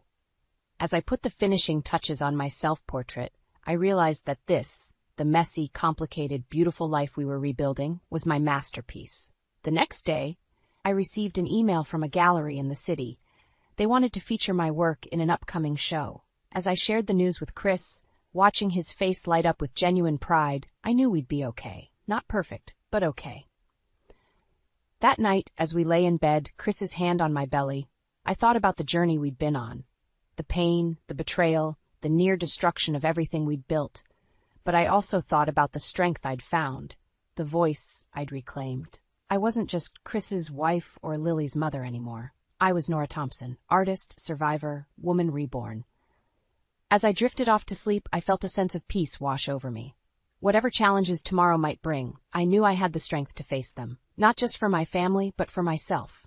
The canvas of our life wasn't perfect. It had its dark spots, its messy streaks, but it was ours, and it was beautiful in its own way. And I, Nora Thompson, was the artist holding the brush. I stood in the kitchen, my hands trembling as I clutched the phone. The text message from Martin glowed on the screen. "Working late again. Don't wait up." Lies. All lies. I glanced at the clock. 7:30 p.m. Olivia would be home from soccer practice any minute. How could I face my daughter knowing what I knew about her father? The front door slammed, and Olivia's voice rang out. "Mom, I'm starving." I quickly wiped my eyes and plastered on a smile. "In the kitchen, sweetie. How was practice?" Olivia bounced in, her ponytail swinging. At 15, she was the spitting image of me at that age. Before I met Martin, before everything changed. "It was great. Coach says I might start next game." "That's wonderful, honey." I turned to the fridge, grateful for the distraction. "How about some pasta for dinner?" "Sounds good. Where's Dad?" The question hit me like a punch to the gut. I gripped the refrigerator door, steadying myself. "He's working late." Olivia groaned. "Again? He's always working these days." If only that were true. I took a deep breath and faced my daughter. "Liv, there's something we need to talk about." Her brow furrowed. "What's wrong, Mom? You look upset." I gestured to the kitchen table. "Let's sit down." As we settled into our chairs, I reached for Olivia's hand. Her fingers were calloused from hours of soccer practice, but they still felt so small in mine. How could I shatter her world? "Honey, your father and we're having some problems." Olivia's eyes widened. "What kind of problems?" I swallowed hard. "I've discovered that your father has been seeing someone else." The words hung in the air between us. Olivia jerked her hand away, her face a mask of disbelief. "What? No, Dad wouldn't do that." "I'm so sorry, sweetheart. I wish it wasn't true, but—" "You're lying." Olivia shot to her feet, her chair scraping across the floor. "Dad loves us. He wouldn't cheat." The phone in my pocket buzzed. Another text from Martin, grabbing drinks with the guys. "Be home late." I pulled out the phone, my hands shaking. "Liv, look." She snatched the phone, her eyes scanning the message. "So, he's out with friends. That doesn't mean anything." "Olivia, please. I know this is hard to hear, but—" The front door opened and Martin's voice called out. "Anyone home?" Olivia's head snapped up, her eyes blazing. Before I could stop her, she bolted from the kitchen. "Now, Dad! Mom's saying awful things about you. Tell her she's wrong." I followed, my heart pounding. Martin stood in the entryway, briefcase in hand, looking bewildered. "What's going on?" Olivia thrust my phone at him. "Mom says you're cheating, but that's not true, right? Tell her." Martin's face drained of color as he read the text. His eyes met mine, and in that moment I saw the truth written all over his face. "Oh, Liv," I whispered. Olivia looked from Martin to me, and back again. The realization dawned in her eyes, followed quickly by hurt and anger. "How could you?" she screamed at Martin. Then she turned and ran up the stairs, slamming her bedroom door. Martin took a step toward me. "Elaine, I can explain." I held up a hand, stopping him in his tracks. "Don't. Just don't." We stood there in silence, the weight of broken promises and shattered trust hanging between us. Finally I spoke. "I want a divorce." Martin's shoulders sagged. "Elaine, please, we can work this out, for Olivia's sake." "No," I cut him off. "We're done. I'm taking Olivia and leaving." "You can't just take her." Martin's voice rose. "She's my daughter, too."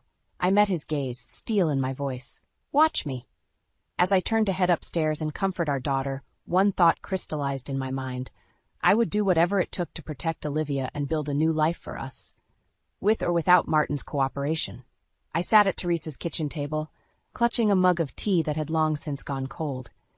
My best friend of 20 years listened intently as I poured out the whole sordid tale.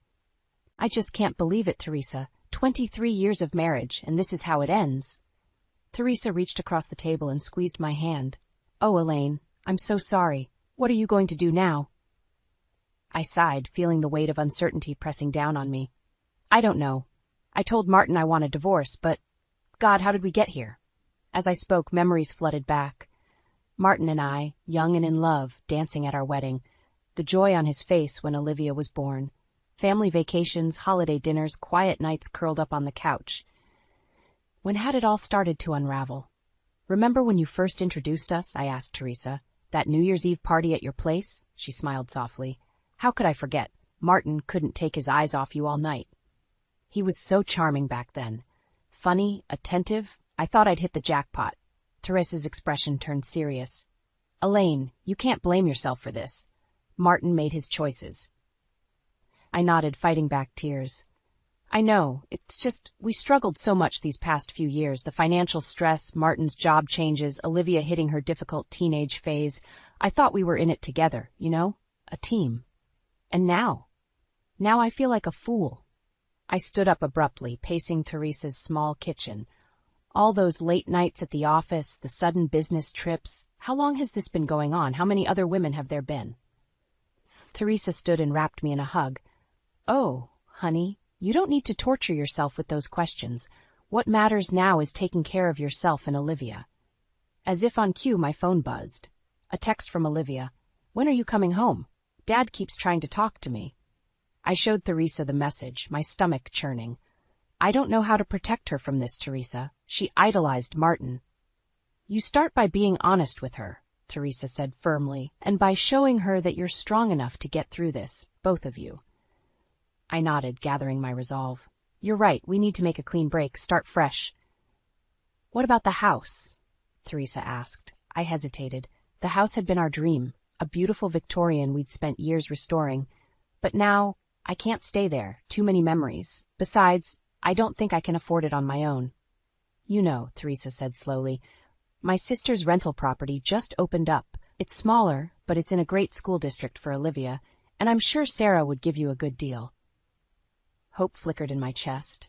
Really? That could work. As I gathered my things to leave, Teresa pulled me in for another hug. You've got this, Elaine. And I'm here for you, every step of the way. I drove home, my mind racing with plans and worries. As I pulled into the driveway, I saw Martin's car still parked there. My hands tightened on the steering wheel. I wasn't ready to face him again. Not yet. Taking a deep breath, I walked into the house. Olivia was curled up on the couch, her eyes red-rimmed from crying. Martin sat in the armchair, looking lost. Mom! Olivia launched herself into my arms. Where were you? Dad's been trying to explain, but I don't want to hear it. I stroked her hair, shooting a warning glance at Martin. It's okay, sweetie. We don't have to talk about it right now. Martin stood, his face a mask of guilt and desperation. Elaine, please, can we just... Not now, I cut him off. Olivia, why don't you go upstairs and start packing some things? We're going to stay at Aunt Teresa's for a few days. As Olivia trudged upstairs, Martin stepped closer. You can't just take her, Elaine. We need to work this out. I met his gaze, steel in my voice. No, Martin, you lost the right to make demands when you broke our vows. I'm doing what's best for our daughter. As I turned to follow Olivia upstairs, Martin called out, I'll fight you on this, Elaine. I swear I will. I paused at the foot of the stairs, a chill running down my spine. The battle lines were drawn, and I knew the real fight was just beginning. The guest room at Teresa's house felt like a sanctuary after the chaos of the past few days. I sat on the edge of the bed, watching Olivia unpack her hastily thrown-together suitcase. Mom? Her voice was small, vulnerable. What's going to happen now? I patted the spot next to me, and she sat down, leaning her head on my shoulder. I don't know all the details yet, sweetie, but I promise you we're going to be okay. Olivia sniffled. I hate him, Mom. I hate what he did to us.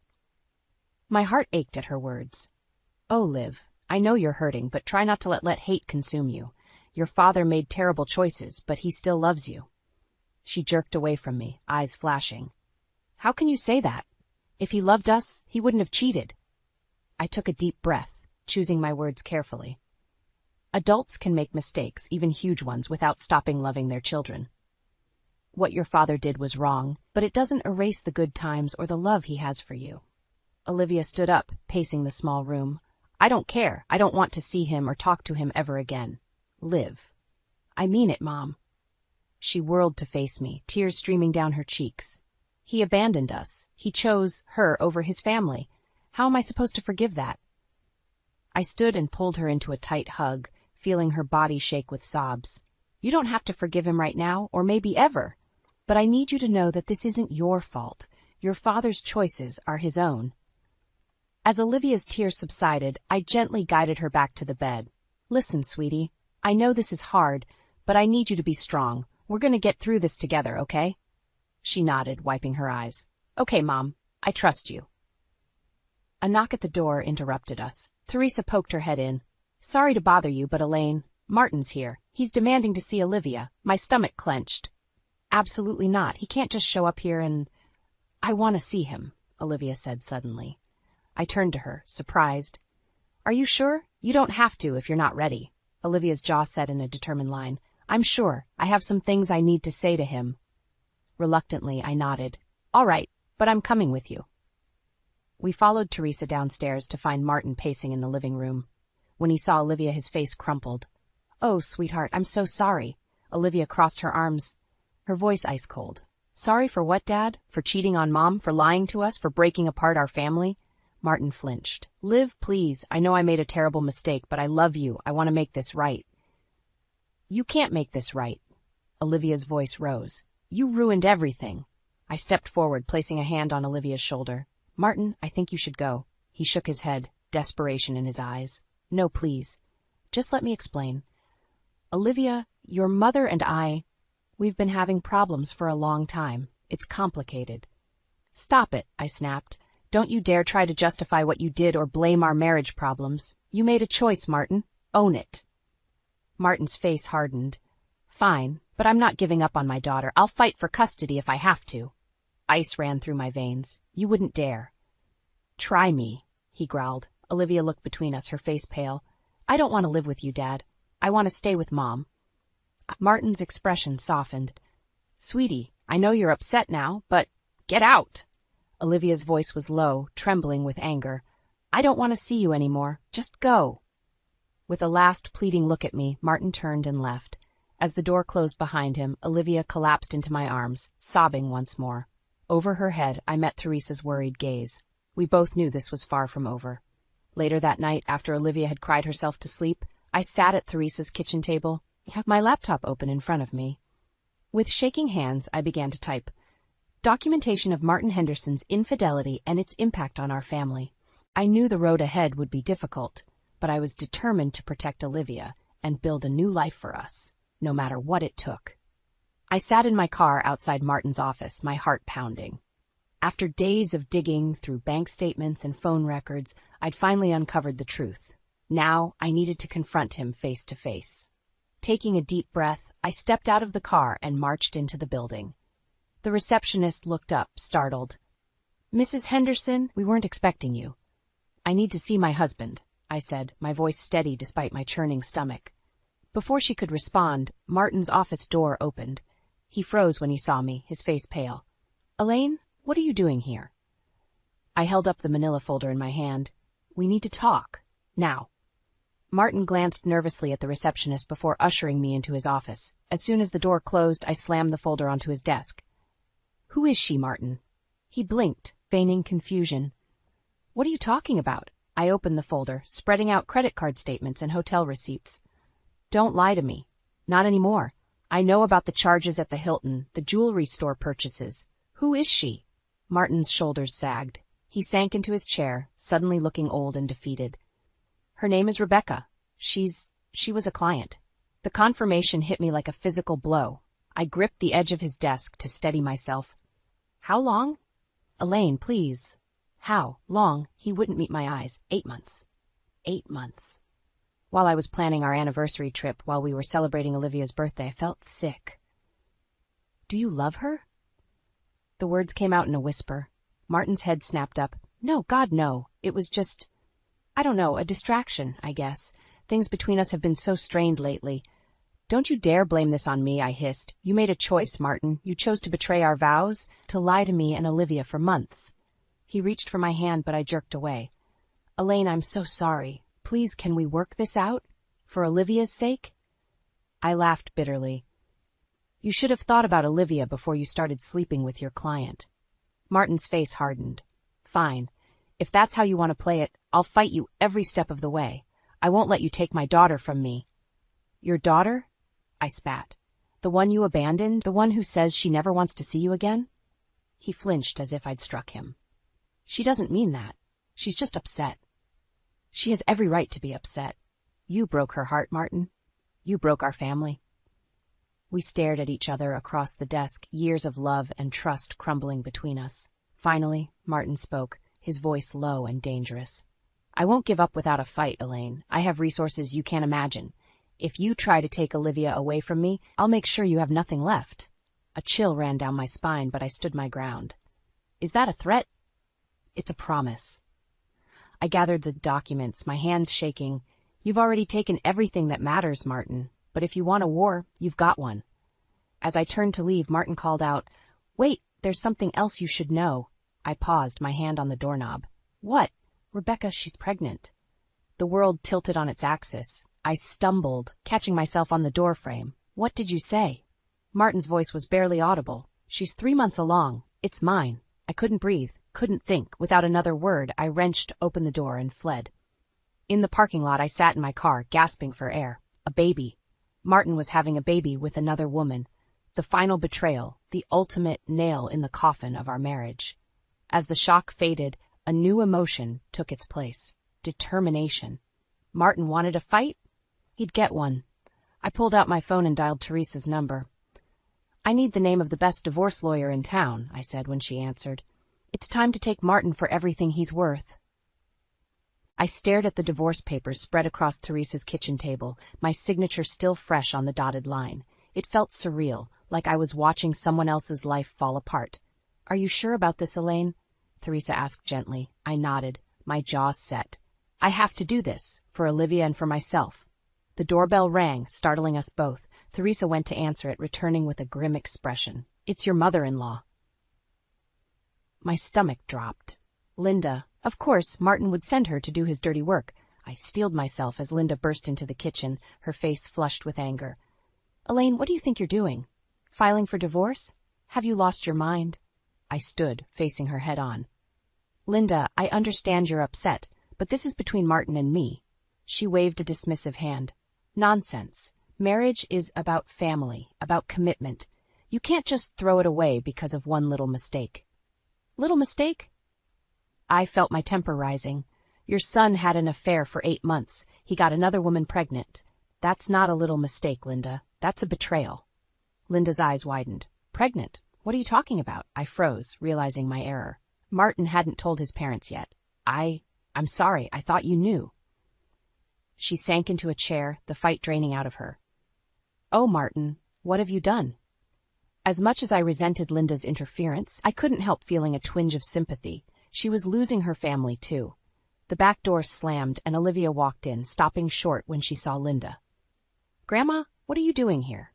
Linda stood, arms outstretched. "Oh, sweetheart, I came to talk some sense into your mother. This divorce nonsense." "It's not nonsense," Olivia cut her off, her voice cold. "Dad cheated. He lied to all of us."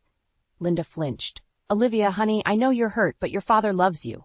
We can work this out as a family." Olivia's eyes flashed with anger. "We're not a family anymore. Dad made sure of that." I stepped between them, sensing Olivia's rising distress. "Linda, I think it's best if you go now." She hesitated, then nodded. "Just think about what you're doing, Elaine, to all of us." As the door closed behind her, Olivia turned to me, her face pale. "Mom, you're not going to change your mind, are you?" I pulled her into a hug. "No, sweetie, I promise you, we're moving forward." Later that evening, as Olivia did homework in her room, my phone buzzed with a text from Martin. "We need to talk about the baby." My hands shook as I replied, "There's nothing to discuss. It's over."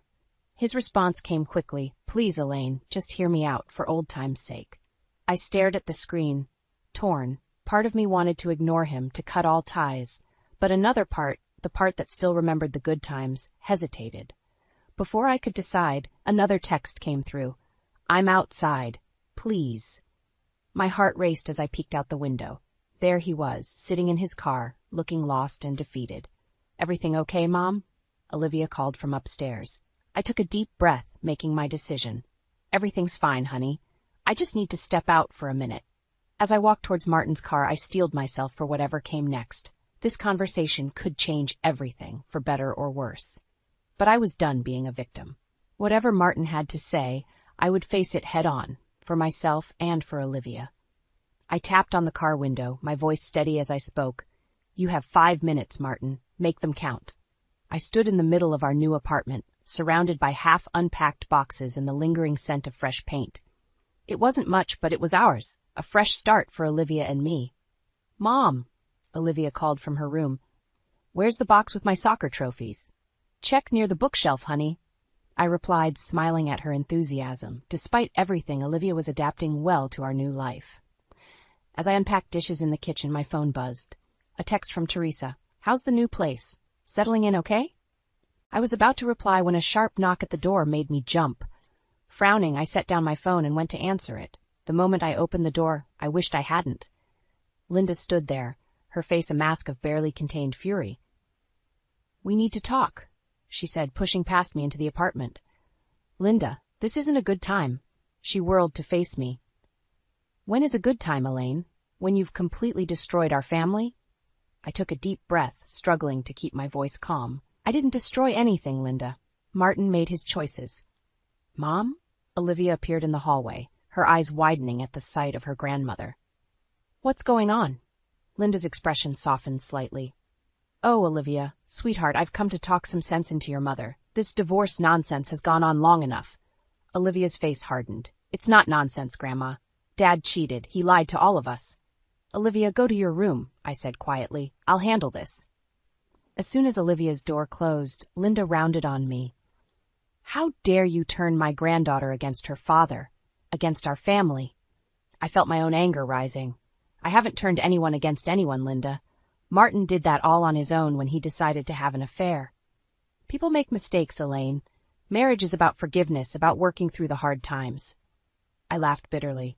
"Forgiveness? He got another woman pregnant, Linda. How am I supposed to forgive that?" Linda's face paled. That's just a rumor. Martin assured me it wasn't true." "Well, he lied to you too then, because I heard it straight from him." For a moment, Linda looked lost. Then her eyes hardened again. "Even so, there are ways to deal with that situation. You don't have to throw away 23 years of marriage." I was about to retort when the front door burst open.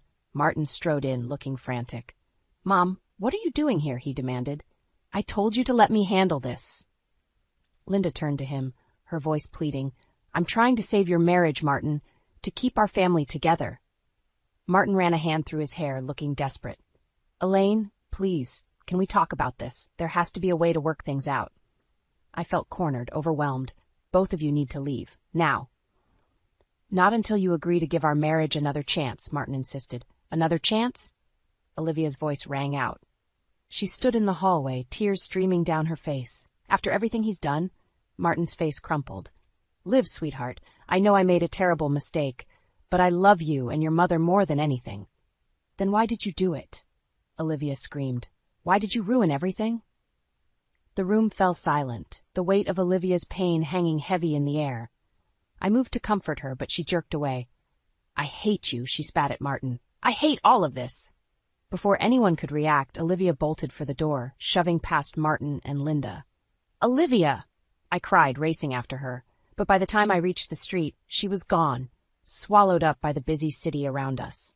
I turned back to Martin and Linda, my heart pounding with fear and fury. "Are you happy now? Is this what you wanted?" As they stared at me, shock written across their faces, I made a decision. No more playing nice, no more trying to keep the peace. "I want both of you out of my apartment and out of our lives," I said, my voice cold. "And if anything happens to my daughter, I swear to God I'll make you regret the day you ever met me." My heart raced as I dialed Olivia's number for the 100th time. Straight to voicemail. Again. It had been hours since she ran off, and the sun was setting, casting long shadows across our new neighborhood. "Anything?" Martin asked, his voice tight with worry. I shook my head, fighting back tears. Despite everything, we'd come together to search for our daughter. Even Linda was out there, checking Olivia's favorite spots from our old neighborhood. Just as I was about to suggest calling the police, my phone buzzed. A text from Teresa. "Olivia's here. She's safe." Relief washed over me, quickly followed by a new wave of anxiety. "She's at Teresa's," I told Martin. "I'm going to get her." "I'm coming with you," he insisted. Too exhausted to argue, I nodded. The car ride was tense, neither of us speaking. When we pulled up to Teresa's house, I saw Olivia sitting on the porch steps, her eyes red and puffy. As soon as she saw us, she stood, her body tense. "I'm not going back," she declared. I approached slowly, hands raised. "Liv, honey, we were so worried. Are you okay?" She crossed her arms, glaring at Martin. "I'm fine. I just needed to get away from everything." Martin stepped forward. "Olivia, I'm so sorry. I know I've hurt you, but please, can we talk about this?" Olivia's eyes flashed with anger. "Talk about what, Dad? How you threw away our family for some woman? How you're having a baby with her? I saw Martin flinch at her words. Good. Let him feel the pain he'd caused us. It's not that simple, Martin began, but I cut him off. No, Martin, it is that simple. You made your choices, and now we're all living with the consequences. Just then, Linda's car screeched to a halt behind ours. She burst out, her face a mix of relief and determination. Oh, thank God you're all right, she said to Olivia. Then she turned to me, her expression hardening. Elaine, this has gone on long enough. We need to fix this family now. I felt my temper rising. Fix it? How exactly do you propose we do that, Linda? To my shock, Martin stepped forward, taking my hand. By remarrying, he said softly. Elaine, I know I've made terrible mistakes, but I love you. I love our family. Please give me another chance. I jerked my hand away, stunned. Are you out of your mind? Linda nodded enthusiastically. It's the perfect solution. We can have a small ceremony, renew your vows, show Olivia that love can overcome anything. I laughed bitterly. Love? This isn't about love. This is about you trying to save face, to pretend everything's fine when it's not. Martin's face hardened. Fine. If you won't consider remarriage, then I want to be compensated for the wedding expenses. After all, you're the one ending this marriage. I stared at him, incredulous. Excuse me? You heard me? He said, his voice cold. I spent a fortune on our wedding. If you're throwing that away, I want to be reimbursed. The absurdity of it all hit me like a tidal wave. I felt a hysterical laugh bubbling up in my throat. You want me to pay you for a wedding that happened over 20 years ago? After you cheated on me? Linda stepped in, her voice soothing. Now, Elaine, let's be reasonable. Martin's just trying to protect himself financially. You can't blame him for that. I looked from Martin to Linda to Olivia, who stood frozen, her eyes wide with disbelief. In that moment, something inside me snapped. Get out, I said, my voice low and dangerous. All of you, get out of my sight before I do something I'll regret. Martin opened his mouth to argue, but Olivia cut him off. Just go, Dad. You've done enough damage. As Martin and Linda retreated to their cars, I turned to Olivia, my heart breaking for her all over again. I'm so sorry, sweetheart. I never wanted any of this for you. Olivia's eyes met mine, filled with a mixture of pain and determination. I know, Mom, but we're going to be okay, right? Just you and me? I pulled her into a fierce hug, feeling her trembling against me. Yes, baby, we're going to be okay. I promise. As we stood there holding each other, I knew the fight was far from over, but for the first time in months I felt a glimmer of hope. Whatever came next, Olivia and I would face it together. I stood in the courtroom, my heart pounding as the judge reviewed our case. Olivia sat beside me, her hand clasped tightly in mine. Across the aisle, Martin glared daggers at us, Linda whispering furiously in his ear. Just as the judge was about to speak, the courtroom doors burst open. My father, Kenneth, strode in, his face set with determination. Your Honor, he called out, I have evidence that's crucial to this case. The judge frowned but nodded. Proceed, Mr. Lawson. Dad approached the bench, handing over a thick folder. These are financial records showing that Martin Henderson has been embezzling from his company for years. The money he claims my daughter owes him for their wedding, it was stolen funds. The courtroom erupted in gasps and murmurs. I stared at Martin, shocked. His face had gone pale, his eyes wide with panic. That's a lie, he shouted, jumping to his feet. Your Honor, this is a desperate attempt to— Sit down, Mr. Henderson, the judge ordered sharply. She flipped through the documents, her expression growing more severe by the second. I leaned over to Dad, whispering, How did you get this? He squeezed my shoulder. I've had my suspicions for years, Elaine. When I heard about his ridiculous demands, I knew it was time to dig deeper. The judge cleared her throat, silencing the room. In light of this new evidence, I'm ordering a full investigation into Mr. Henderson's finances. As for the divorce settlement. She turned to me, her eyes kind but firm. Mrs. Henderson, you are granted full custody of your daughter, Olivia. Mr. Henderson will pay alimony and child support as originally outlined. His claim for reimbursement of wedding expenses is denied. Relief washed over me. It was over. We had won. As we left the courtroom, Martin caught up to us, his face a mask of desperation. Elaine, please, you can't do this to me, to our family. I turned to face him, feeling a strength I hadn't known I possessed. Our family? You destroyed our family the moment you decided to cheat, Martin, and now, You'll have to live with the consequences. Linda appeared at his side, her face twisted with anger. This isn't over, Elaine. We'll appeal. No, Mom, Martin interrupted, his shoulders sagging in defeat. It's over. As they walked away, I felt a weight lift from my shoulders. Olivia hugged me tightly, tears in her eyes. We did it, Mom. We're free. Dad wrapped his arms around both of us. I'm so proud of you, Elaine. You stood your ground, fought for what was right. Months passed, and life settled into a new rhythm. Olivia and I thrived in our apartment, building a life filled with laughter and love. We heard through the grapevine that Martin had lost his job and was facing criminal charges for embezzlement. Linda had retreated to Florida, humiliated by the scandal. One sunny afternoon, as Olivia and I walked through the park near our new home, she turned to me with a serious expression. Mom, I want you to know. I'm okay. About Dad, I'm still angry, but I'm not letting it consume me anymore. I pulled her close, marveling at her strength and maturity.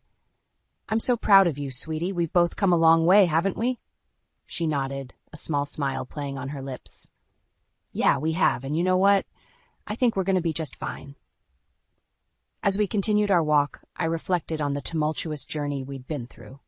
The pain, the betrayal, the fights. They had all led us here, to this moment of peace and understanding. I thought about the woman I was when this all began. Scared, hurt, unsure of my future. Now, I stood tall, confident in my ability to face whatever life threw my way. Olivia and I had emerged stronger, our bond unbreakable. The path ahead was still uncertain, but for the first time in years, I felt truly hopeful. We had weathered the storm, and now, bathed in the warm sunlight of a new beginning, I knew that the best was yet to come. As we rounded the corner towards home, I squeezed Olivia's hand, feeling a surge of love and gratitude. Whatever challenges lay ahead, we would face them together, two strong, resilient women ready to write the next chapter of our lives on our own terms.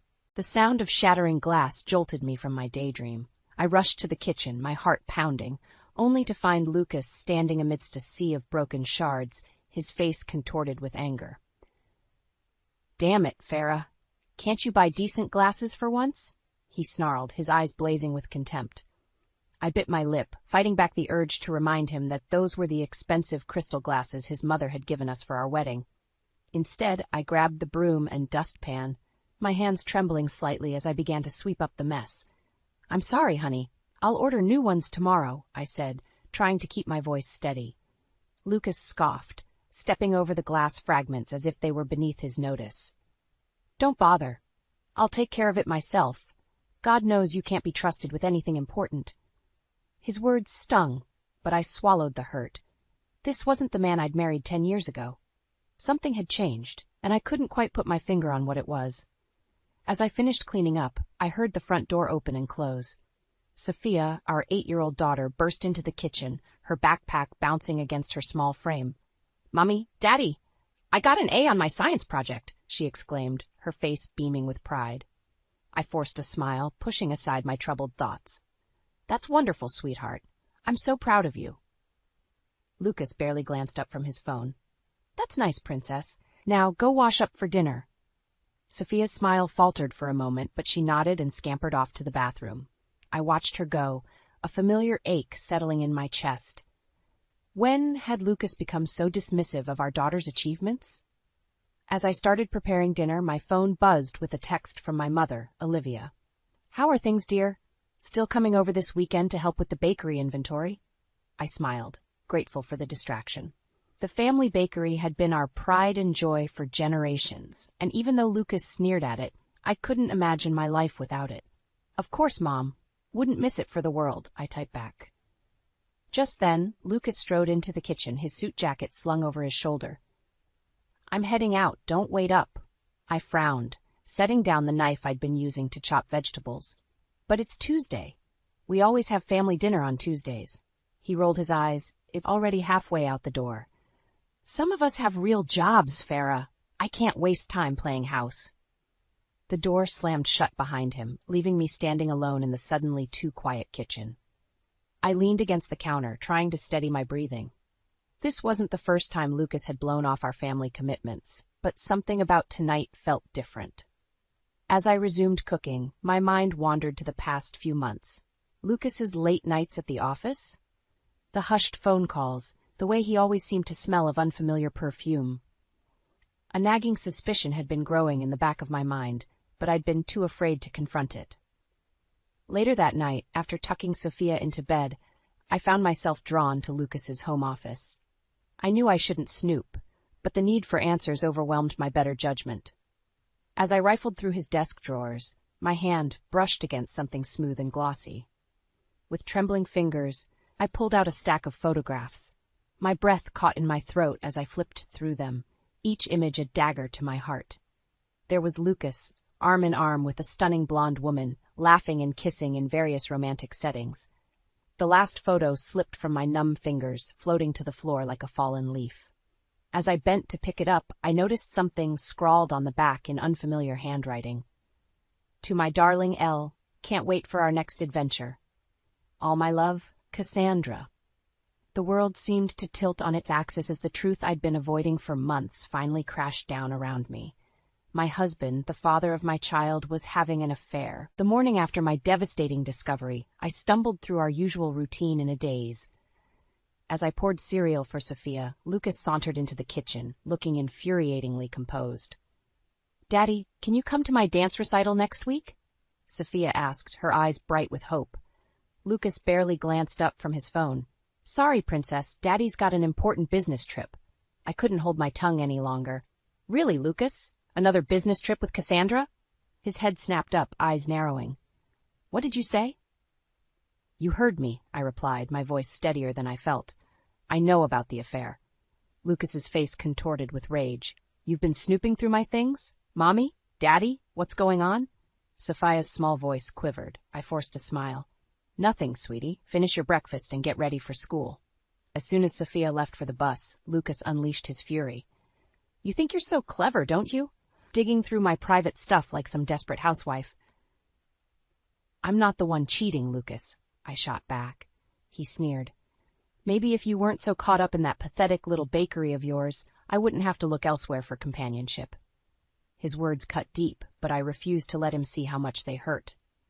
"That pathetic little bakery has been in my family for generations. It's part of who I am." "Well, maybe it's time you grew up and got a real job," he spat, "instead of playing with flour and sugar all day like a child." I felt my anger rising. "That bakery puts food on our table and clothes on Sophia's back. How dare you belittle it?" Lucas laughed coldly. "Please, my salary is what keeps this family afloat. Your little hobby barely covers the cost of ingredients." Before I could respond, his phone buzzed. He glanced at it, a smirk playing on his lips. "I've got to go. Some of us have actual work to do." As he stormed out, I sank into a chair, my head in my hands. How had we come to this? Later that afternoon, I threw myself into work at the bakery, trying to lose myself in the familiar rhythms of kneading dough and decorating cakes. My mother, Olivia, noticed my distraction.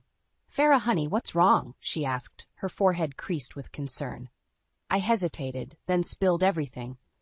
The affair, Lucas's cruel words, my fears for the future. Olivia listened, her face growing stormy. "That no-good son of a," she began, then caught herself. "I'm so sorry, sweetheart. You don't deserve any of this." I wiped away a stray tear. "I just don't know what to do, Mom. For Sophia's sake, I want to make it work, but nothing," Olivia interrupted firmly. "You can't let him treat you this way. You're stronger than that." Just then, the bell above the door chimed. Sophia burst in, followed by Lucas, who wore an expression of exaggerated patience. "Mommy, Daddy's taking me for ice cream," Sophia exclaimed. I raised an eyebrow at Lucas. "Oh, I thought you had actual work to do." He shrugged, a smug smile on his face. "I made time for my little girl, unlike some people who are always stuck in this dump." Olivia bristled beside me, but I placed a calming hand on her arm. "Have fun, sweetie," I said to Sophia, ignoring Lucas's barb. As they left, I caught Lucas whispering to Sophia, "See, Princess, this is why Daddy has to work so hard, so you don't end up stuck in a place like this." My heart clenched as I watched Sophia's brow furrow in confusion. Lucas was trying to turn our daughter against me and the family business. "Oh, Farah," Olivia sighed, pulling me into a hug. "You can't let this go on, for your sake and Sophia's." I nodded, a newfound determination rising within me. "You're right, Mom. It's time I stood up for myself and our family legacy. As I said the words, I felt a shift inside me. The pain and shock were still there, but now they were fuel for a growing fire. Lucas might think he had the upper hand, but he was about to learn that he'd underestimated me and the strength of the Reynolds women. The next morning, I woke up determined to face whatever challenges lay ahead. As I walked into the kitchen, I found Lucas hunched over his laptop, muttering angrily to himself. "Everything all right?" I asked, keeping my voice neutral. He glared at me. "Not that you'd care, but I'm having issues at work. Not that you'd understand, given your occupation." I bit back a retort, focusing instead on making Sophia's lunch. As I spread peanut butter on bread, I noticed Lucas watching me with an odd expression. "What?" I asked, suddenly self-conscious. He shook his head. "Nothing, just wondering how you can be content with this." He gestured vaguely around the kitchen. "Don't you want more from life?" His words stung, but I refused to let it show. "I have everything I need right here, Lucas. My family, our daughter, the bakery." "That damn bakery again," he interrupted, slamming his laptop shut. "When are you going to realize it's holding you back, holding us all back?" Before I could respond, Sophia bounded into the kitchen, her backpack bouncing. "Morning, Mommy." "Morning, Daddy." Lucas's demeanor changed instantly, his face softening as he turned to our daughter. "Morning, Princess. Ready for school?" As Sophia chattered about her upcoming day, I couldn't help but notice the stark contrast between Lucas's treatment of her and his attitude towards me. It was as if he was two different people. After dropping Sophia off at school, I headed to the bakery, my mind whirling with conflicting emotions. As I walked in, the familiar scent of freshly baked bread enveloped me, instantly calming my nerves. "Morning, Farah," called Mason, our delivery driver and longtime family friend. "Got a big order coming in today for the Children's Hospital fundraiser." I smiled, grateful for the distraction. "Thanks, Mason. I'll get started on it right away." As I lost myself in the rhythm of measuring, mixing, and kneading, I found my thoughts drifting back to Lucas. Despite his cruel words and actions, I couldn't shake the feeling that something deeper was troubling him. Hours later, as I was putting the finishing touches on a batch of cupcakes, my phone buzzed with a text from Lucas. "Working late. Don't wait up." I sighed, unsurprised but still disappointed. As I showed Mason where to load the boxes for delivery, an idea struck me. "Hey, Mason," I called out. "You've known Lucas for a while, right? Have you noticed anything different about him lately?" Mason hesitated, his usually cheerful face clouding over. "Well, now that you mention it, I did see him at that new fancy bar downtown last week. He seemed pretty worked up about something." My heart sank. Was he alone? Mason's uncomfortable silence was answer enough. I thanked him and retreated to the back office, fighting back tears. As I sat at my desk, surrounded by invoices and order forms, a strange calm settled over me. For the first time, I saw Lucas's behavior for what it truly was. Not just cruelty or dissatisfaction, but a deep-seated insecurity. I thought back to our early days together, how proud he'd been of my family's bakery, how he'd boasted to his friends about marrying into a sweet family. When had that pride turned to resentment? A memory surfaced. Lucas's father, a stern businessman, sneering at our wedding cake. "Cute," he'd said, his voice dripping with disdain. "But when are you going to get a real job, son?" Suddenly, Lucas's recent behavior began to make a twisted kind of sense. His father's disapproval, the pressure to climb the corporate ladder, the constant comparisons to his more successful colleagues, it all added up to a man desperately trying to prove his worth. As this realization dawned on me, I felt a mix of emotions: anger at his treatment of me, pity for his insecurities, and a newfound determination to stand my ground. Just then, my phone buzzed again. It was Lucas. "We need to talk. Meet me at the house in an hour." My heart raced as I read the message. Something in his tone felt different, urgent. As I locked up the bakery and headed home, I steeled myself for whatever was coming. One thing was certain. I wasn't going to let Lucas's insecurities destroy everything I held dear. It was time to fight for my family, my business, and myself. I arrived home, my heart pounding with anticipation. The house was eerily quiet as I stepped inside. "Lucas?" I called out, my voice echoing through the empty rooms. "In here," came his gruff reply from his home office. I found him hunched over his desk, surrounded by stacks of papers. He barely looked up as I entered. "What's going on, Lucas?" I asked, trying to keep my voice steady. He sighed heavily, finally meeting my gaze.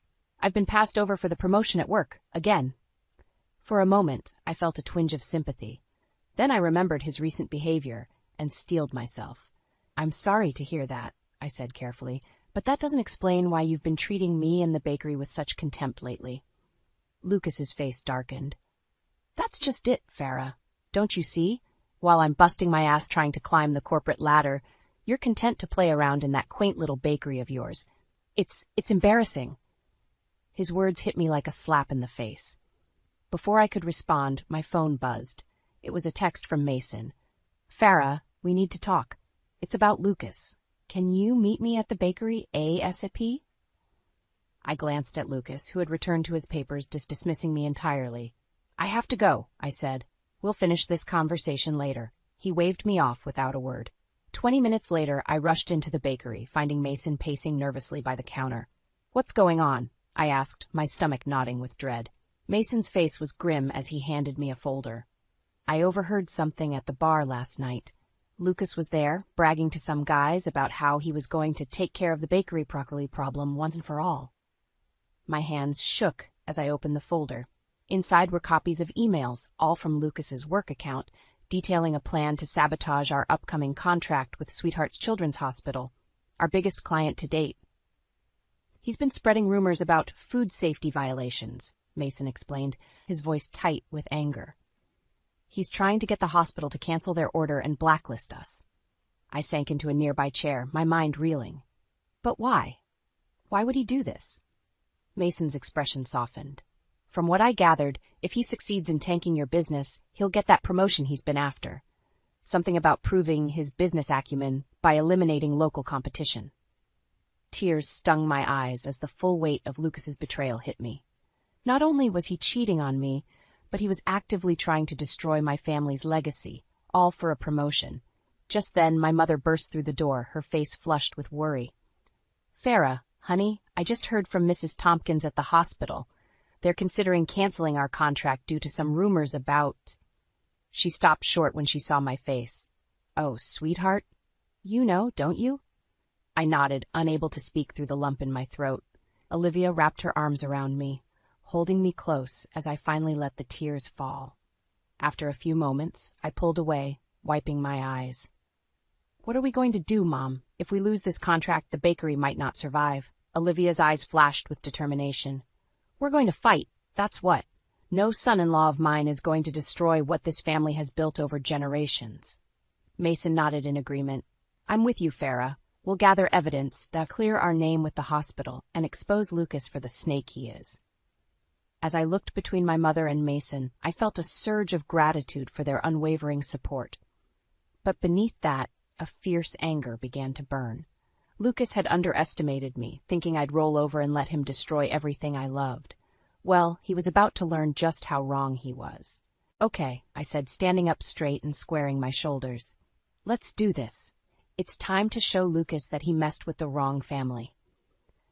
As we began to formulate our plan, I realized that this wasn't just about saving the bakery anymore. It was about standing up for myself, my family, and everything we believed in. Lucas had started this war, but I was damn well going to finish it. The next morning, I woke up with a renewed sense of purpose. As I walked into the bakery, Olivia was already there, poring over documents spread across the counter. "Morning, honey," she said, looking up. "I've been thinking about our situation with Lucas. We need a plan." I nodded, pouring myself a cup of coffee. "I know, Mom, but where do we even start?" Just then, Mason burst through the door, his face flushed with excitement. "I think I've got something," he said, waving a stack of papers. "Remember those emails I showed you? Well, I did some digging, and it turns out Lucas has been using company resources to orchestrate this whole scheme." My heart raced as I scanned the documents Mason had brought. There, in black and white, was evidence of Lucas's betrayal, not just of me and our family, but of his own company. "This is it," I breathed. "This is how we stop him." Olivia's eyes gleamed with determination.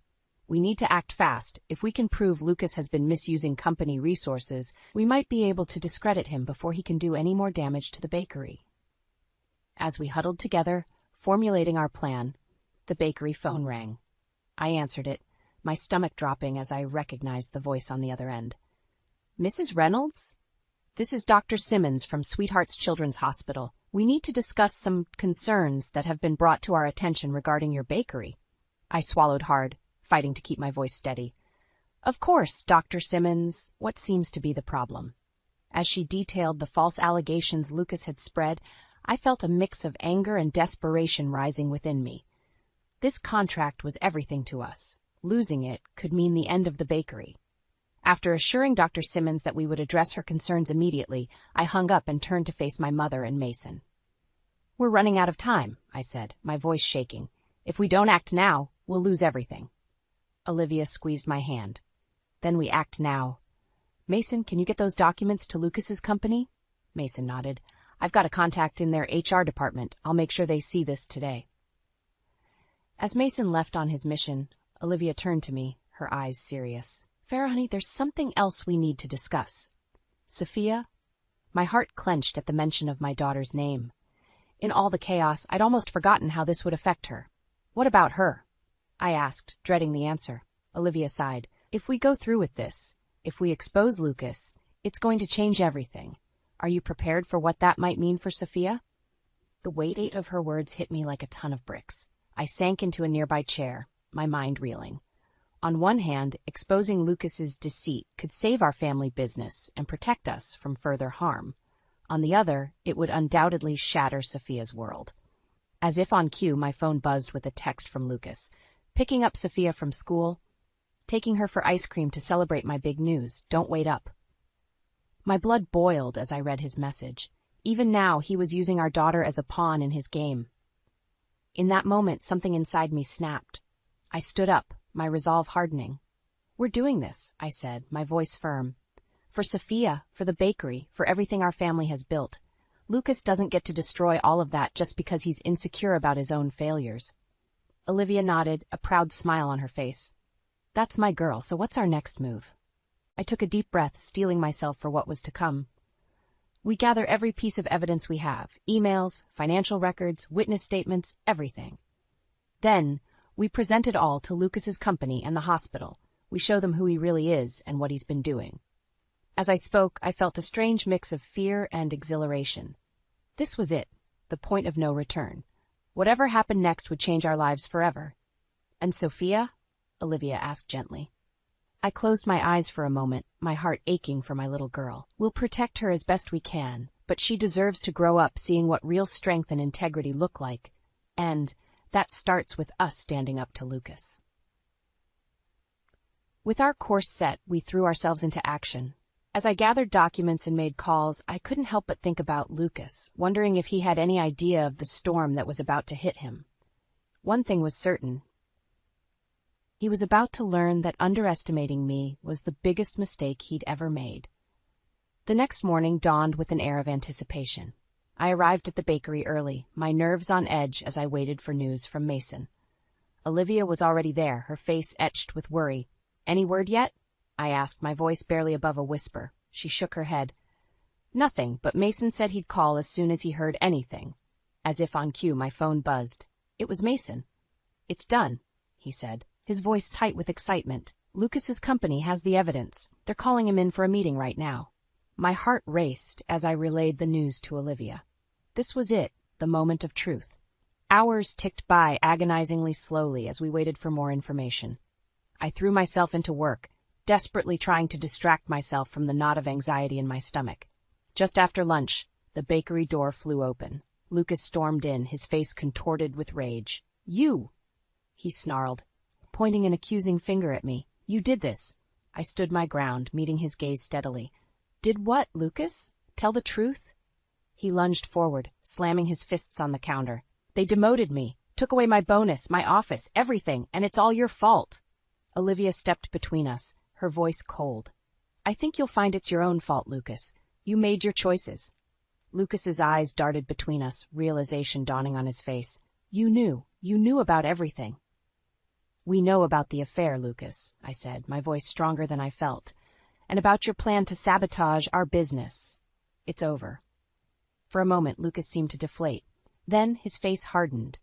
You think you've won? This isn't over. I'll make sure you lose everything, the bakery, Sophia, all of it. As he stormed out, the bell above the door jangling violently, I felt a strange mix of relief and dread wash over me. Olivia squeezed my hand. You did it, honey. You stood up to him. But our moment of victory was short-lived. My phone rang. It was Dr. Simmons from the hospital. Mrs. Reynolds, she said, her voice grave. We've received some concerning information about your bakery. I'm afraid we'll have to cancel our contract immediately. My world seemed to tilt on its axis. But we addressed all your concerns. We proved those allegations were false. I'm sorry, Dr. Simmons replied, but we can't risk any negative publicity. It's out of my hands. As I hung up, tears stinging my eyes, Mason burst through the door. Farah, you need to see this. He held up his phone, showing me a local news website. There, in bold letters, was the headline, Local Bakery Embroiled in Food Safety Scandal. It's everywhere, Mason said, his voice tight. Social media, news sites, Lucas must have had this ready to go as a backup plan. I sank into a chair, my head spinning. We'd exposed Lucas's deceit, but at what cost? Our reputation was in tatters, our biggest contract lost. How could we possibly recover from this? As if things couldn't get worse, my phone buzzed with a text from Sophia's school. Mrs. Reynolds, please come immediately. There's been an incident involving your daughter. Panic gripped me as I grabbed my keys. What had Lucas done now? Olivia caught my arm as I rushed past. Farah, wait. Whatever happens, remember, you're stronger than you know. We'll get through this together. I nodded, trying to draw strength from her words. As I drove to Sophia's school, my mind raced. Lucas had thrown everything he had at us, and for a moment it seemed like he might win. But as I pulled into the school parking lot, a newfound determination welled up inside me. This wasn't just about me anymore. It was about Sophia, about our family legacy, about standing up to bullies like Lucas. I took a deep breath, steeling myself for whatever came next. Lucas might think he'd won this round, but I was far from defeated. The real fight was just beginning. And I was ready for it. I burst through the school doors, my heart pounding. The principal's secretary ushered me into the office, where I found Sophia sitting quietly, her eyes red and puffy. Mrs. Reynolds, the principal began, her face grave. There's been an incident. Sophia got into an altercation with another student. I knelt beside my daughter, gently taking her hand. Sweetie, what happened? Sophia's lip quivered. Tommy said our bakery makes people sick. He said Daddy told his dad so. I pushed him. My blood ran cold. Lucas had stooped so low as to use our daughter in his vendetta against me. I'm so sorry, I said to the principal. We're going through a difficult time at home. It won't happen again. As we left the school, my phone buzzed incessantly with calls from worried customers and friends. The damage Lucas had done was spreading like wildfire. Back at the bakery, Olivia and Mason were fielding a barrage of calls and social media messages. The atmosphere was tense, bordering on panic. Farah, Mason said, his voice strained. We're losing customers by the minute. If this keeps up... I nodded, understanding the unspoken implication. Our bakery, our legacy, was on the brink of collapse. Just then, the bell above the door chimed. Lucas sauntered in, a smug smile on his face. Well, well, he drawled. Quite the busy day you're having. Rage boiled inside me. How dare you, I hissed. How dare you use our daughter in your sick game? Lucas's smile faltered for a moment. I don't know what you're talking about. Cut the act, Lucas, I snapped. I know everything. The affair, the sabotage, all of it. And now this. Turning our community against us? Using Sophia? For a moment, Lucas looked taken aback. Then his face hardened. You brought this on yourself, Farah. If you'd just given up this pathetic little bakery like I asked. Enough, I shouted, surprising even myself with the force of my voice. I've had enough of your lies, your manipulation, your cruelty. I stormed to the back office, yanking open a drawer. When I returned, I slapped a thick envelope on the counter between us. What's this? Lucas asked, eyeing it warily. Divorce papers, I said, my voice steady despite my racing heart. I want you out of our lives, Lucas, for good. Lucas's face contorted with rage. He lunged forward, grabbing my wrist. You can't do this to me, he snarled. Suddenly, Mason was there, pulling Lucas away. That's enough, man. It's over. As Mason escorted a fuming Lucas out, I turned to find Sophia standing in the doorway, her eyes wide with fear and confusion. Mom? She whispered. Are you and Daddy getting divorced? My heart shattered. This was the moment I'd been dreading. The moment where I had to shatter my daughter's world to save our future. I knelt down, pulling her into a tight hug. "Oh, sweetheart, I'm so sorry. Sometimes grown-ups can't stay together, even if they both love their children very much." As Sophia sobbed in my arms, I looked up to see Olivia and Mason watching us, their faces a mix of sympathy and determination. "What do we do now?" Mason asked quietly. I took a deep breath, steeling myself. "We fight back. We tell our side of the story. We show this community who we really are." Olivia nodded, a fierce pride in her eyes. "That's my girl. We're Reynolds women. We don't give up." As I held my daughter close, comforting her through her tears, I felt a strange sense of calm settle over me. The road ahead would be difficult, filled with legal battles, rebuilding our reputation, and helping Sophia navigate this new reality. But for the first time in years, I felt truly free. Free from Lucas's manipulation, free from the constant fear and doubt. Whatever came next, I knew I had the strength to face it. I looked around at my family, not just Sophia and Olivia, but Mason too, who had stood by us through everything. This was what mattered. This was worth fighting for. "All right," I said, my voice stronger than I felt. "Let's get to work. We have a bakery to save and a future to build." As we began to plan our next moves, I realized that this wasn't just about saving the bakery anymore. It was about reclaiming our lives, our dignity, and our right to happiness.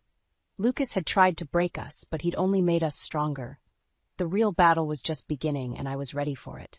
6 months after I handed Lucas those divorce papers, I stood in the newly expanded Reynolds family bakery, marveling at how much had changed. The aroma of fresh bread and sweet pastries filled the air, a comforting reminder of our resilience. The bell above the door chimed, and I turned to see Dr. Simmons from Sweetheart's Children's Hospital walk in, a warm smile on her face. "Mrs. Reynolds," she said, extending her hand. "Or should I say, Miss Reynolds now?" I shook her hand, returning the smile. "Farah, please. It's good to see you, Dr. Simmons." She looked around approvingly. "I must say I'm impressed. After everything that happened, to see you not just recover, but thrive, it's remarkable."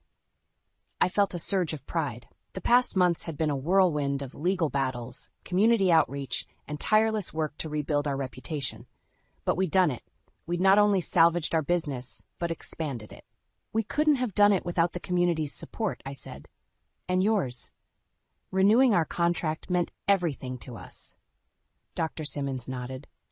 "Well, when the truth came out about your ex-husband's deception, it was the least we could do. Those children love your treats too much for us to let a few lies get in the way." As if on cue, Sophia burst through the door, her face flushed with excitement. "Mom, Grandma, guess what? I got the lead in the school play." I scooped her up in a hug, my heart swelling with love and pride. "That's wonderful, sweetheart. I'm so proud of you." As I set her down, I caught sight of Lucas's parents entering the bakery. Despite everything that had happened with Lucas, they had remained a constant, loving presence in Sophia's life. I was grateful for that, for Sophia's sake. "Go say hi to Nana and Papa," I told Sophia, watching as she ran to embrace them. Olivia appeared at my side, wiping flour from her hands onto her apron. "Look at her," she said softly. "She's flourishing, Farah. You both are." I nodded, feeling a lump form in my throat. The journey hadn't been easy, but seeing Sophia happy and thriving made it all worth it. Just then Mason walked in, a newspaper tucked under his arm. "Have you seen this?" he asked, handing it to me. The headline read, "Local man arrested for corporate espionage and fraud." Below was a photo of Lucas being led away in handcuffs. I skimmed the article, my hands shaking slightly. Lucas's attempts to sabotage our business had led to a wider investigation, uncovering years of fraudulent activities at his company. He was facing serious jail time. "Are you okay?" Mason asked, his voice laced with concern. I took a deep breath, surprised to find that I felt relieved. "I am," I said, realizing it was true. "It's over, really over." As I looked around the bakery, at Sophia laughing with her grandparents, at Olivia chatting with regular customers, at Mason's supportive presence beside me, I felt a profound sense of peace wash over me. This was my family. This was my legacy. And I had fought tooth and nail to protect it. "You know," I said to Mason, "I used to think strength meant never showing weakness, never asking for help. But now I realize true strength is in vulnerability, in leaning on others when you need to, and in standing up for what's right, no matter the cost. Mason squeezed my shoulder. You're the strongest person I know, Farah. As the day wound down and we closed up shop, I found myself alone in the bakery. I ran my hand along the smooth countertop, thinking of all the generations of Reynolds women who had stood in this very spot. I thought of the challenges we'd faced, the battles we'd won, and the bright future ahead of us. I thought of Sophia and the example I hoped I was setting for her. And for the first time in a long time, I felt truly, completely at peace. Whatever life threw at us next, I knew we could handle it. Because we were Reynolds women. And Reynolds women don't break. We rise.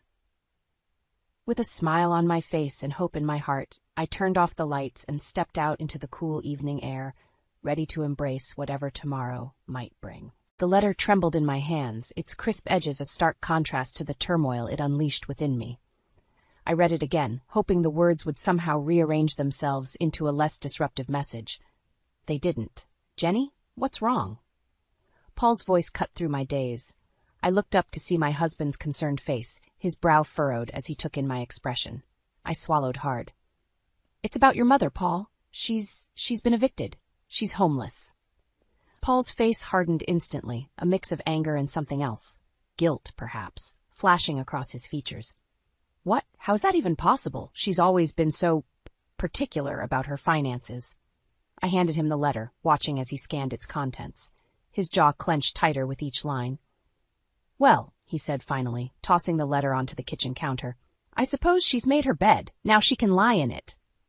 Paul, I began, my voice gentle but firm, she's your mother. We can't just...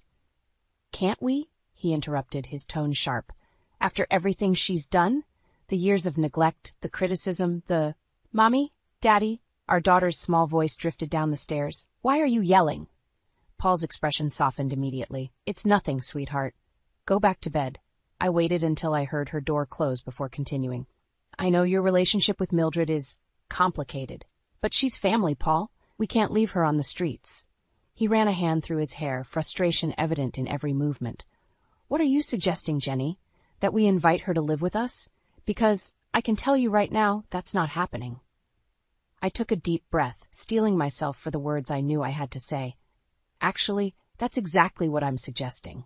Paul's eyes widened in disbelief. You can't be serious.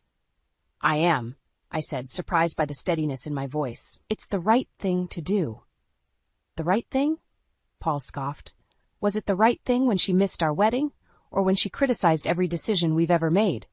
I reached out, taking his hand in mine. I know it's not ideal, but she's still your mother, Paul, and right now, she needs us. He pulled away, pacing the kitchen. You don't know her like I do, Jenny. She'll take advantage of your kindness. She always does. Then we'll set boundaries, I insisted. We'll make it clear that this is temporary, that there are rules she needs to follow. Paul stopped, leaning against the counter. For a long moment he said nothing, just stared at the discarded letter. Finally he sighed. I can't believe I'm even considering this. I moved closer, wrapping my arms around him. We'll get through it together, I promise. He hugged me back, his embrace tight. You're too good for this family, you know that? I laughed softly. I'm just doing what any decent person would do. As we stood there in our kitchen, the weight of our decision settling around us, I couldn't shake the feeling that we were about to invite a storm into our home. But I pushed the thought aside. This was the right thing to do. It had to be. Little did I know as I drifted off to sleep that night that my act of compassion would soon become the greatest test our family had ever faced, and that the woman I was trying to save would become the very threat I needed saving from. The day Mildred arrived, our house seemed to shrink. I stood in the doorway, watching Paul help his mother up the front steps, her frail form leaning heavily on his arm. My daughter, Emily, peeked out from behind me, her eyes wide with curiosity. Welcome, Mildred, I said, forcing a smile. We're glad you're here. Mildred's gaze swept over me, then settled on Emily. Well, aren't you a pretty little thing, she cooed, her voice syrupy sweet. Come give your grandma a hug. Emily hesitated, looking up at me. I nodded encouragingly, even as a knot formed in my stomach. As Emily stepped forward, Mildred enveloped her in a tight embrace. My, you're awfully thin, Mildred remarked, her eyes darting to me. Don't they feed you, child? I felt my cheeks flush. Emily eats just fine, Mildred. She's perfectly healthy. Paul cleared his throat. Let's get you settled, Mom. Jenny's prepared the guest room for you. As they disappeared upstairs, I retreated to the kitchen, busying myself with dinner preparations. The sound of Mildred's laughter drifted down, mingling with Emily's excited chatter. I tried to focus on the vegetables I was chopping, but my mind kept wandering to the changes this new arrangement would bring. Later that evening, after Emily was tucked in bed, the three of us sat in the living room. An uncomfortable silence stretched between us. I can't thank you both enough, Mildred finally said, her eyes glistening. I know I haven't been the best mother, Paul, or the best mother-in-law, Jenny. But I want you to know how truly sorry I am for my past behavior. Paul shifted in his seat. Mom, we don't need to.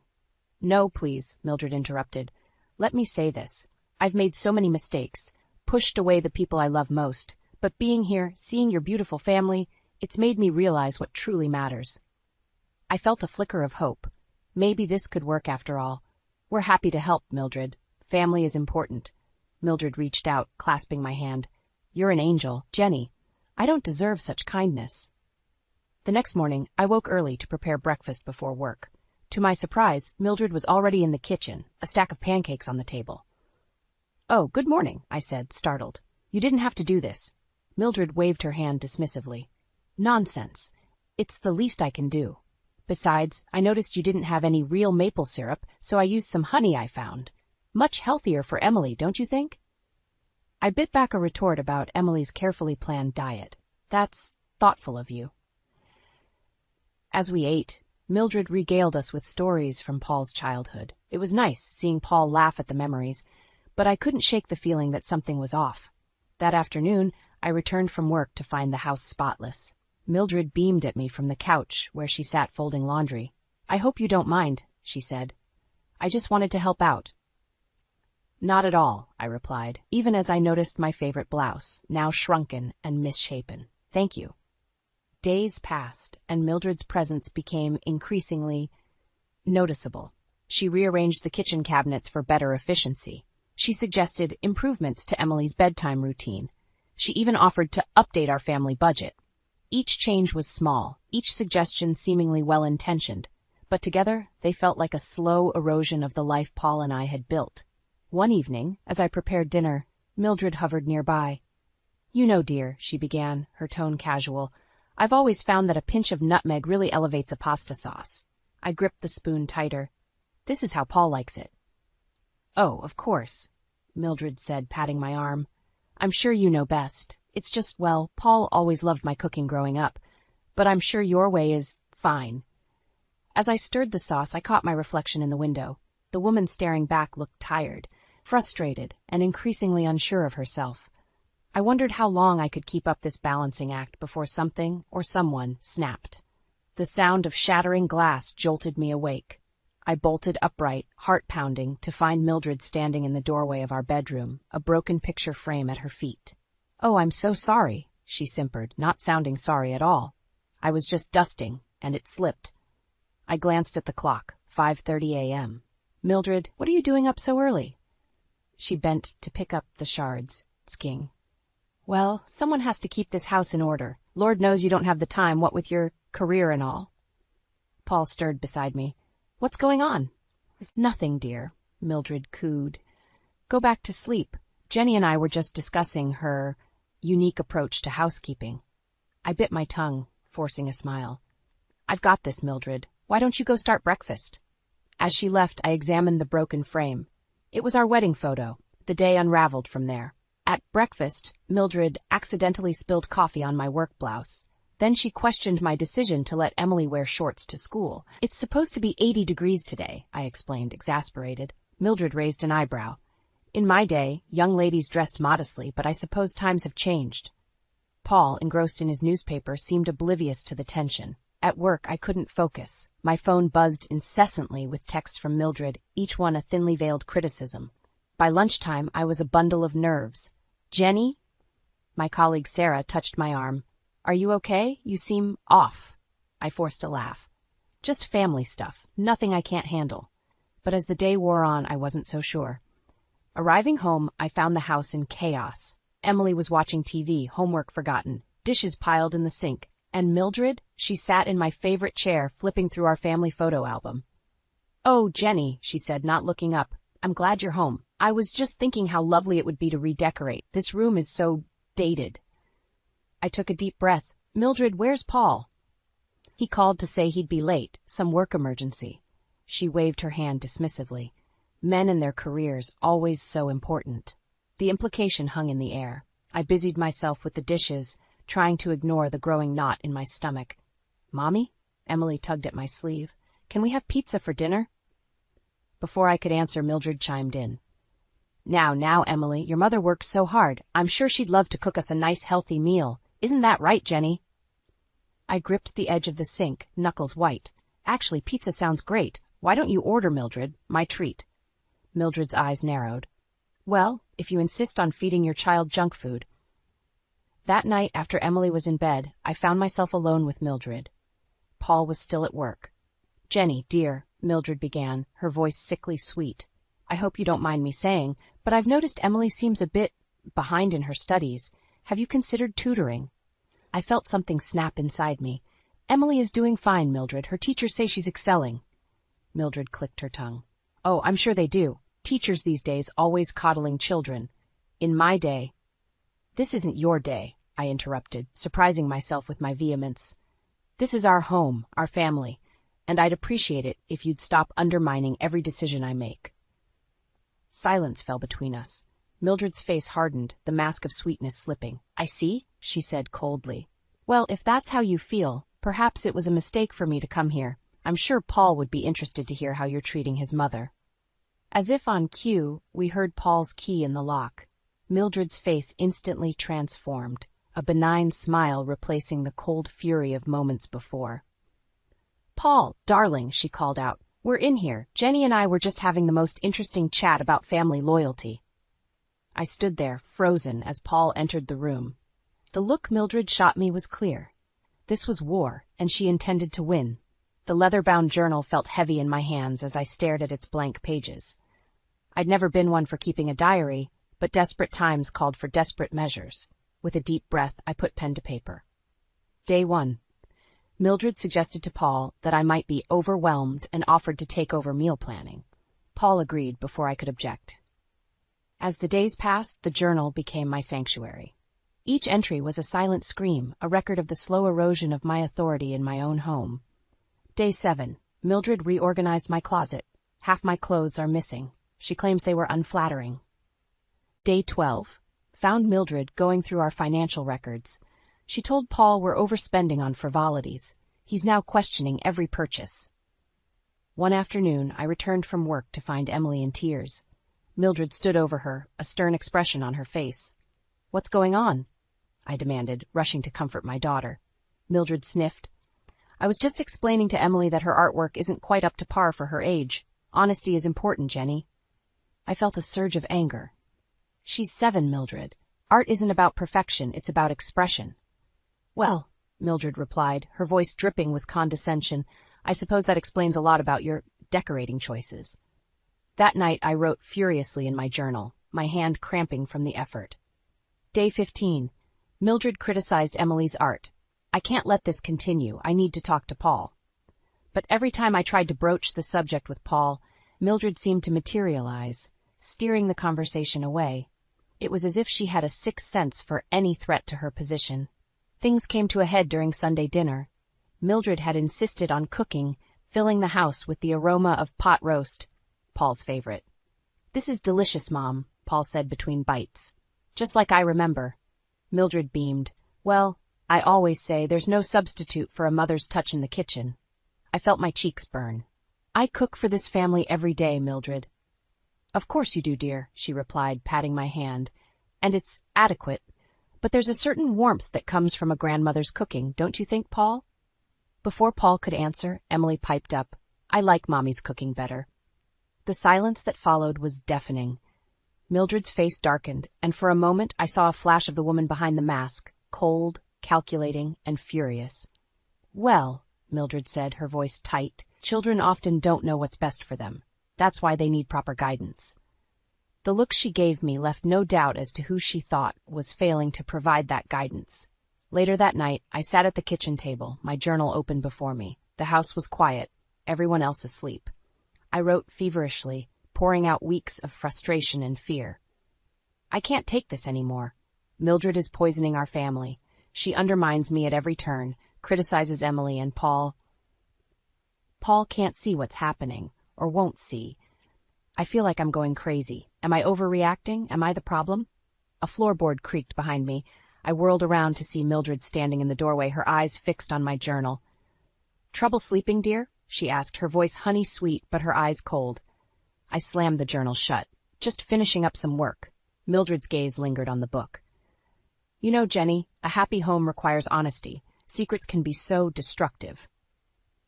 As she turned to leave, her meaning was clear. This was a threat.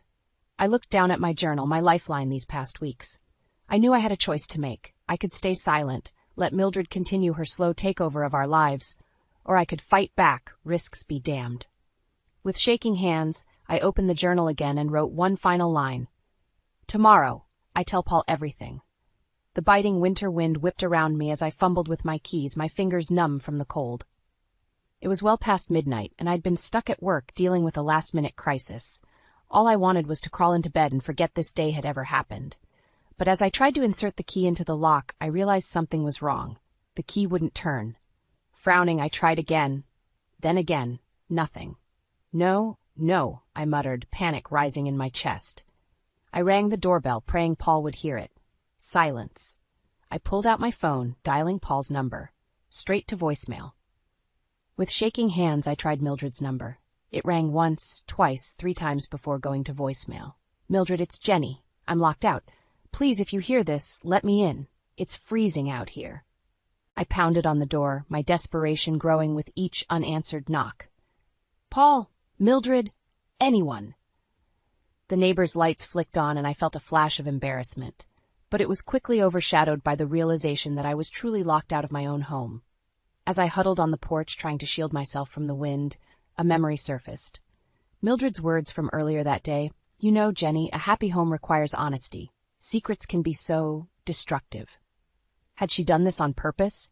Changed the locks to teach me a lesson? No, I thought. Even Mildred wouldn't go that far. Would she? Hours passed, each minute an eternity in the frigid night. I tried calling again and again, leaving increasingly frantic messages. I paced the porch, trying to keep warm, my mind racing with worst-case scenarios. What if something had happened to them? What if there had been a carbon monoxide leak and they were all unconscious inside? Or what if Mildred had convinced Paul to take Emily and leave? As dawn broke, casting a pale light over the frost-covered lawn, I heard movement inside the house. Hope surged through me as I rushed to the door, knocking frantically. The door swung open, revealing Mildred in her robe, a look of exaggerated surprise on her face. "Jenny? What on earth are you doing out here?" I pushed past her into the warmth of the house, my entire body shaking. "I've been locked out all night." "Didn't you hear me knocking? Didn't you get my messages?" Mildred's face was a mask of innocence. "Oh dear, I must have forgotten to unlock the door when I went to bed, and you know how I turn off my phone at night, doctor's orders, for my blood pressure."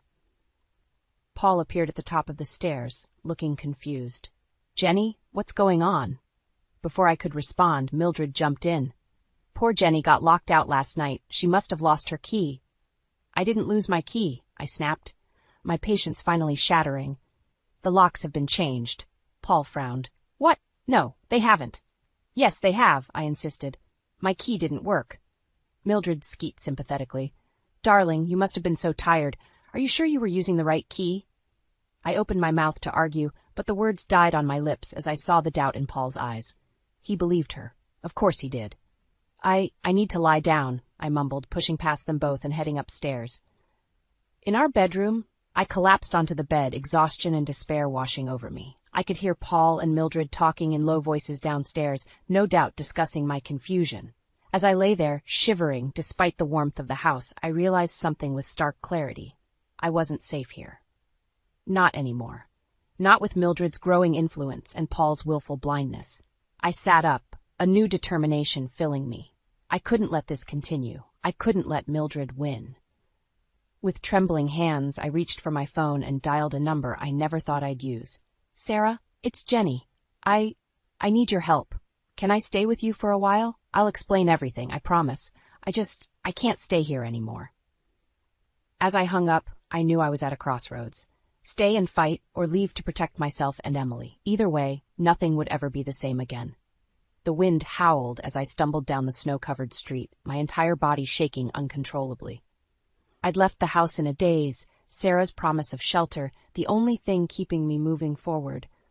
But as the adrenaline wore off, the reality of my situation hit me like a freight train. I was alone, in the middle of a snowstorm with nowhere to go.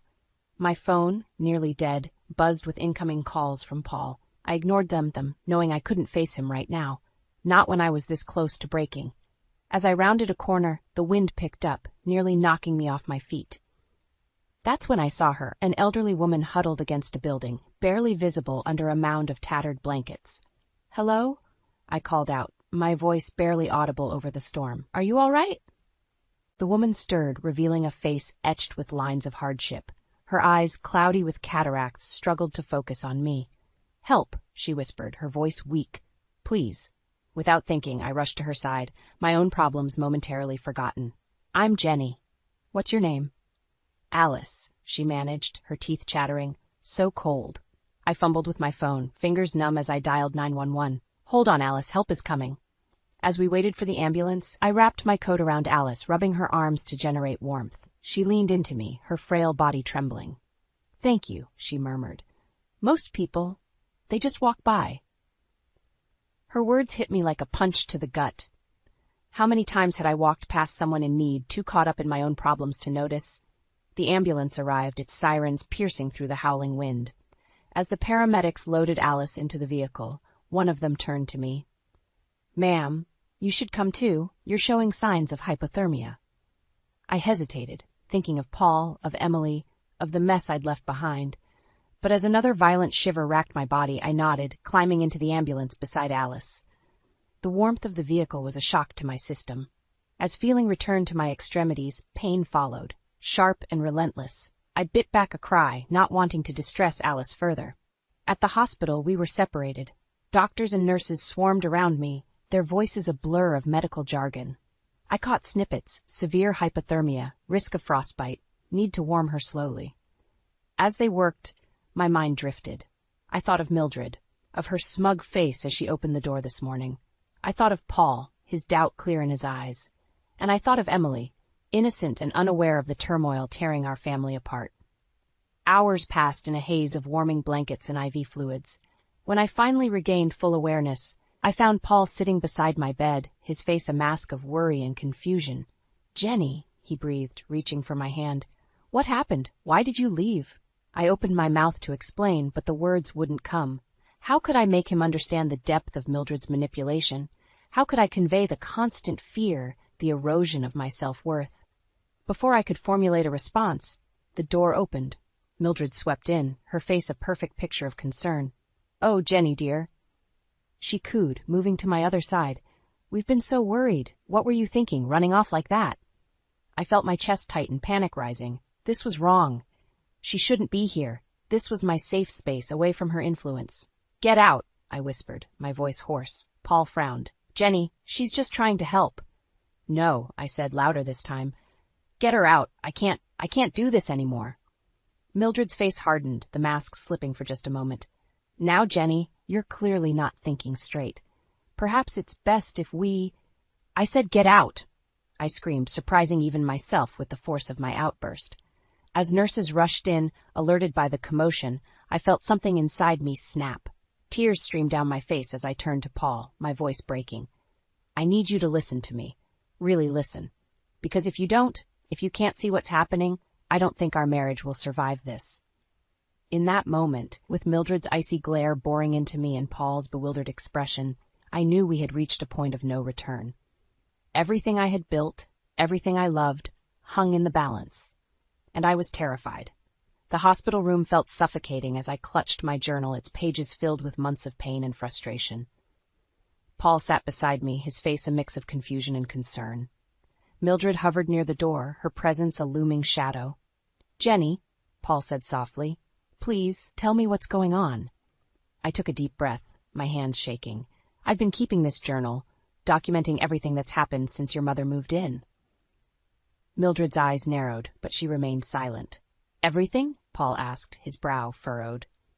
I nodded, opening the journal to the first entry. From the very beginning, Paul, the constant criticism, the undermining, the manipulation. As I read aloud, Paul's expression shifted from disbelief to shock, then to anger. Mildred's face remained impassive, but I could see the tension in her shoulders. That's preposterous, Mildred interjected when I paused.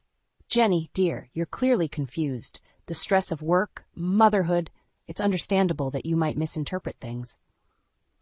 I felt a surge of anger. Misinterpret? Like how you misinterpreted locking me out of my own home? Paul's head snapped up. What? Oh, for heaven's sake, Mildred scoffed. I told you I simply forgot to unlock the door. It was an honest mistake. No, I said firmly, turning to Paul. Locks were changed. My key didn't work. Paul looked between us, confusion evident on his face. Mom, is this true? Mildred's mask slipped for a moment, revealing a flash of panic. Of course not. Paul, surely you don't believe these wild accusations? I pressed on, my voice gaining strength. What about Emily's artwork? The constant criticism of my parenting? The way you've been trying to control our finances? Paul's face hardened. Mom, what is she talking about? Mildred's demeanor changed instantly. Gone was the sweet, concerned mother-in-law. In her place stood a woman with cold, calculating eyes. You ungrateful little, she hissed, taking a step towards me. After everything I've done for this family? Paul stood up, placing himself between us. Mom, that's enough. Enough? Mildred laughed, a harsh, bitter sound. I'm just getting started. You think your precious wife is so perfect? Let me tell you about the times I've caught her snooping through my things, or the way she undermines my relationship with Emily. I felt my heart racing. That's not true. Paul, you can't believe her. The tension in the room was palpable. Nurses peered in, drawn by the rising voices. I think, Paul said slowly, that we all need to calm down and... Calm down, Mildred shrieked. I will not be treated this way in my own home. It's not your home. I shot back, my patience finally snapping. It's ours, and you've been trying to destroy it from the moment you arrived. Mildred lunged forward, her hand raised. Paul caught her wrist, his face a mask of shock. Mom, what are you doing? Security guards burst into the room, alerted by the commotion. As they escorted Mildred out, her mask completely shattered, revealing the bitter, angry woman beneath. You'll regret this, she spat. Both of you. As the door closed behind her, silence fell. Paul sank into the chair, his head in his hands. I'm so sorry, Jenny, he whispered. I should have known. I reached out, taking his hand. We both wanted to believe the best in her. He looked up, his eyes filled with pain and regret. What do we do now? Before I could answer, a nurse entered. Mrs. Thompson, there's someone here to see you. An elderly woman named Alice? She's quite insistent. I felt a glimmer of hope. Alice, the woman I'd helped in the storm, had come to see me. Perhaps there was still kindness in the world, still a chance for healing. As Paul helped me to my feet, I knew we were at a crossroads. The truth was out, but the real work was just beginning. Could we rebuild what Mildred had tried so hard to destroy? Or would the cracks in our family prove too deep to mend? With Alice waiting and Paul by my side, I took a deep breath and stepped into the hospital corridor, ready to face whatever came next. The day Mildred left our house for good was both a relief and a heartache. Paul stood in the doorway, his face a mask of determination, as he watched his mother's car disappear down the street. I held Emily close, her small hand clutching mine tightly. Is Grandma really gone? Emily asked, her voice small and uncertain. I knelt down, meeting her eyes. Yes, sweetheart, but remember, sometimes people we love can make mistakes. It doesn't mean we stop loving them, but we need to protect ourselves too. Paul turned to us, his eyes glistening. We're going to be okay, he said, pulling us both into a hug. We're stronger together. In the weeks that followed, we worked to rebuild our family. It wasn't easy. There were nights when Paul would wake up, haunted by memories of his childhood and the realization of who his mother truly was. I'd hold him, whispering words of comfort and reassurance. One sunny afternoon, as we were having a picnic in the park, I spotted a familiar face. Alice, I called out, waving to the elderly woman I'd helped that fateful night. Alice's face lit up with recognition. She made her way over to us, leaning heavily on a cane. "Jenny? Oh, it's so wonderful to see you." We invited Alice to join us, and as we shared our meal, she told us her story. She'd been homeless for years after losing her job and her savings to a scam. The night I found her was the night she'd given up hope. "But you, Jenny," Alice said, her eyes shining, "you reminded me that there's still kindness in this world." Paul squeezed my hand, pride evident in his eyes. Emily, fascinated by Alice's stories, peppered her with questions about her life. As we said goodbye to Alice that day, promising to visit her at the shelter where she was staying, I felt a warmth spread through me. This was what family truly meant. Not blood ties or obligation, but love, compassion, and support. Over the next few months, we made it a point to visit Alice regularly. We brought her home-cooked meals, warm clothes, and most importantly, companionship. Emily would read to her, Paul would help with small repairs at the shelter, and I found in Alice the mother figure I'd always longed for. One evening, as we sat around our dinner table, Alice now a regular guest, I looked at the faces of my loved ones and felt an overwhelming sense of gratitude. "I want to make a toast," I said, raising my glass. "To family, not just the one we're born into, but the one we choose and nurture." Paul smiled, his eyes meeting mine. "To second chances and new beginnings." "To kindness," Alice added, her voice wavering with emotion. "To love," Emily chimed in, giggling as she clinked her juice glass with ours. As laughter filled the room, I realized that the ordeal with Mildred, painful as it was, had taught us all valuable lessons. It had shown us the importance of honesty, the strength found in vulnerability, and the healing power of compassion. Later that night, as Paul and I lay in bed, he turned to me. "Jenny," he said softly, "I don't think I ever properly thanked you." "For what?" I asked, curious. "For not giving up on us, for fighting for our family when I was too blind to see what was happening. You're the strongest person I know." I felt tears prick my eyes. "We're strong together," I whispered, echoing his words from weeks ago. As I drifted off to sleep, I thought about the journey we'd been on. The pain, the fear, the doubt. It had all led us here, to this moment of peace and understanding. We'd faced our demons, confronted hard truths, and come out stronger on the other side. And as for Mildred, I hoped that someday she'd find the peace and love she so desperately needed. But for now, our family, expanded and strengthened by adversity, was whole. We had each other and we had Alice, a living reminder that it's never too late for a new chapter, a fresh start, a chosen family. In the quiet of the night, with Paul's steady breathing beside me and the knowledge that Emily slept peacefully down the hall, I felt a profound sense of contentment. We had weathered the storm and emerged into the sunlight, stronger and more united than ever before.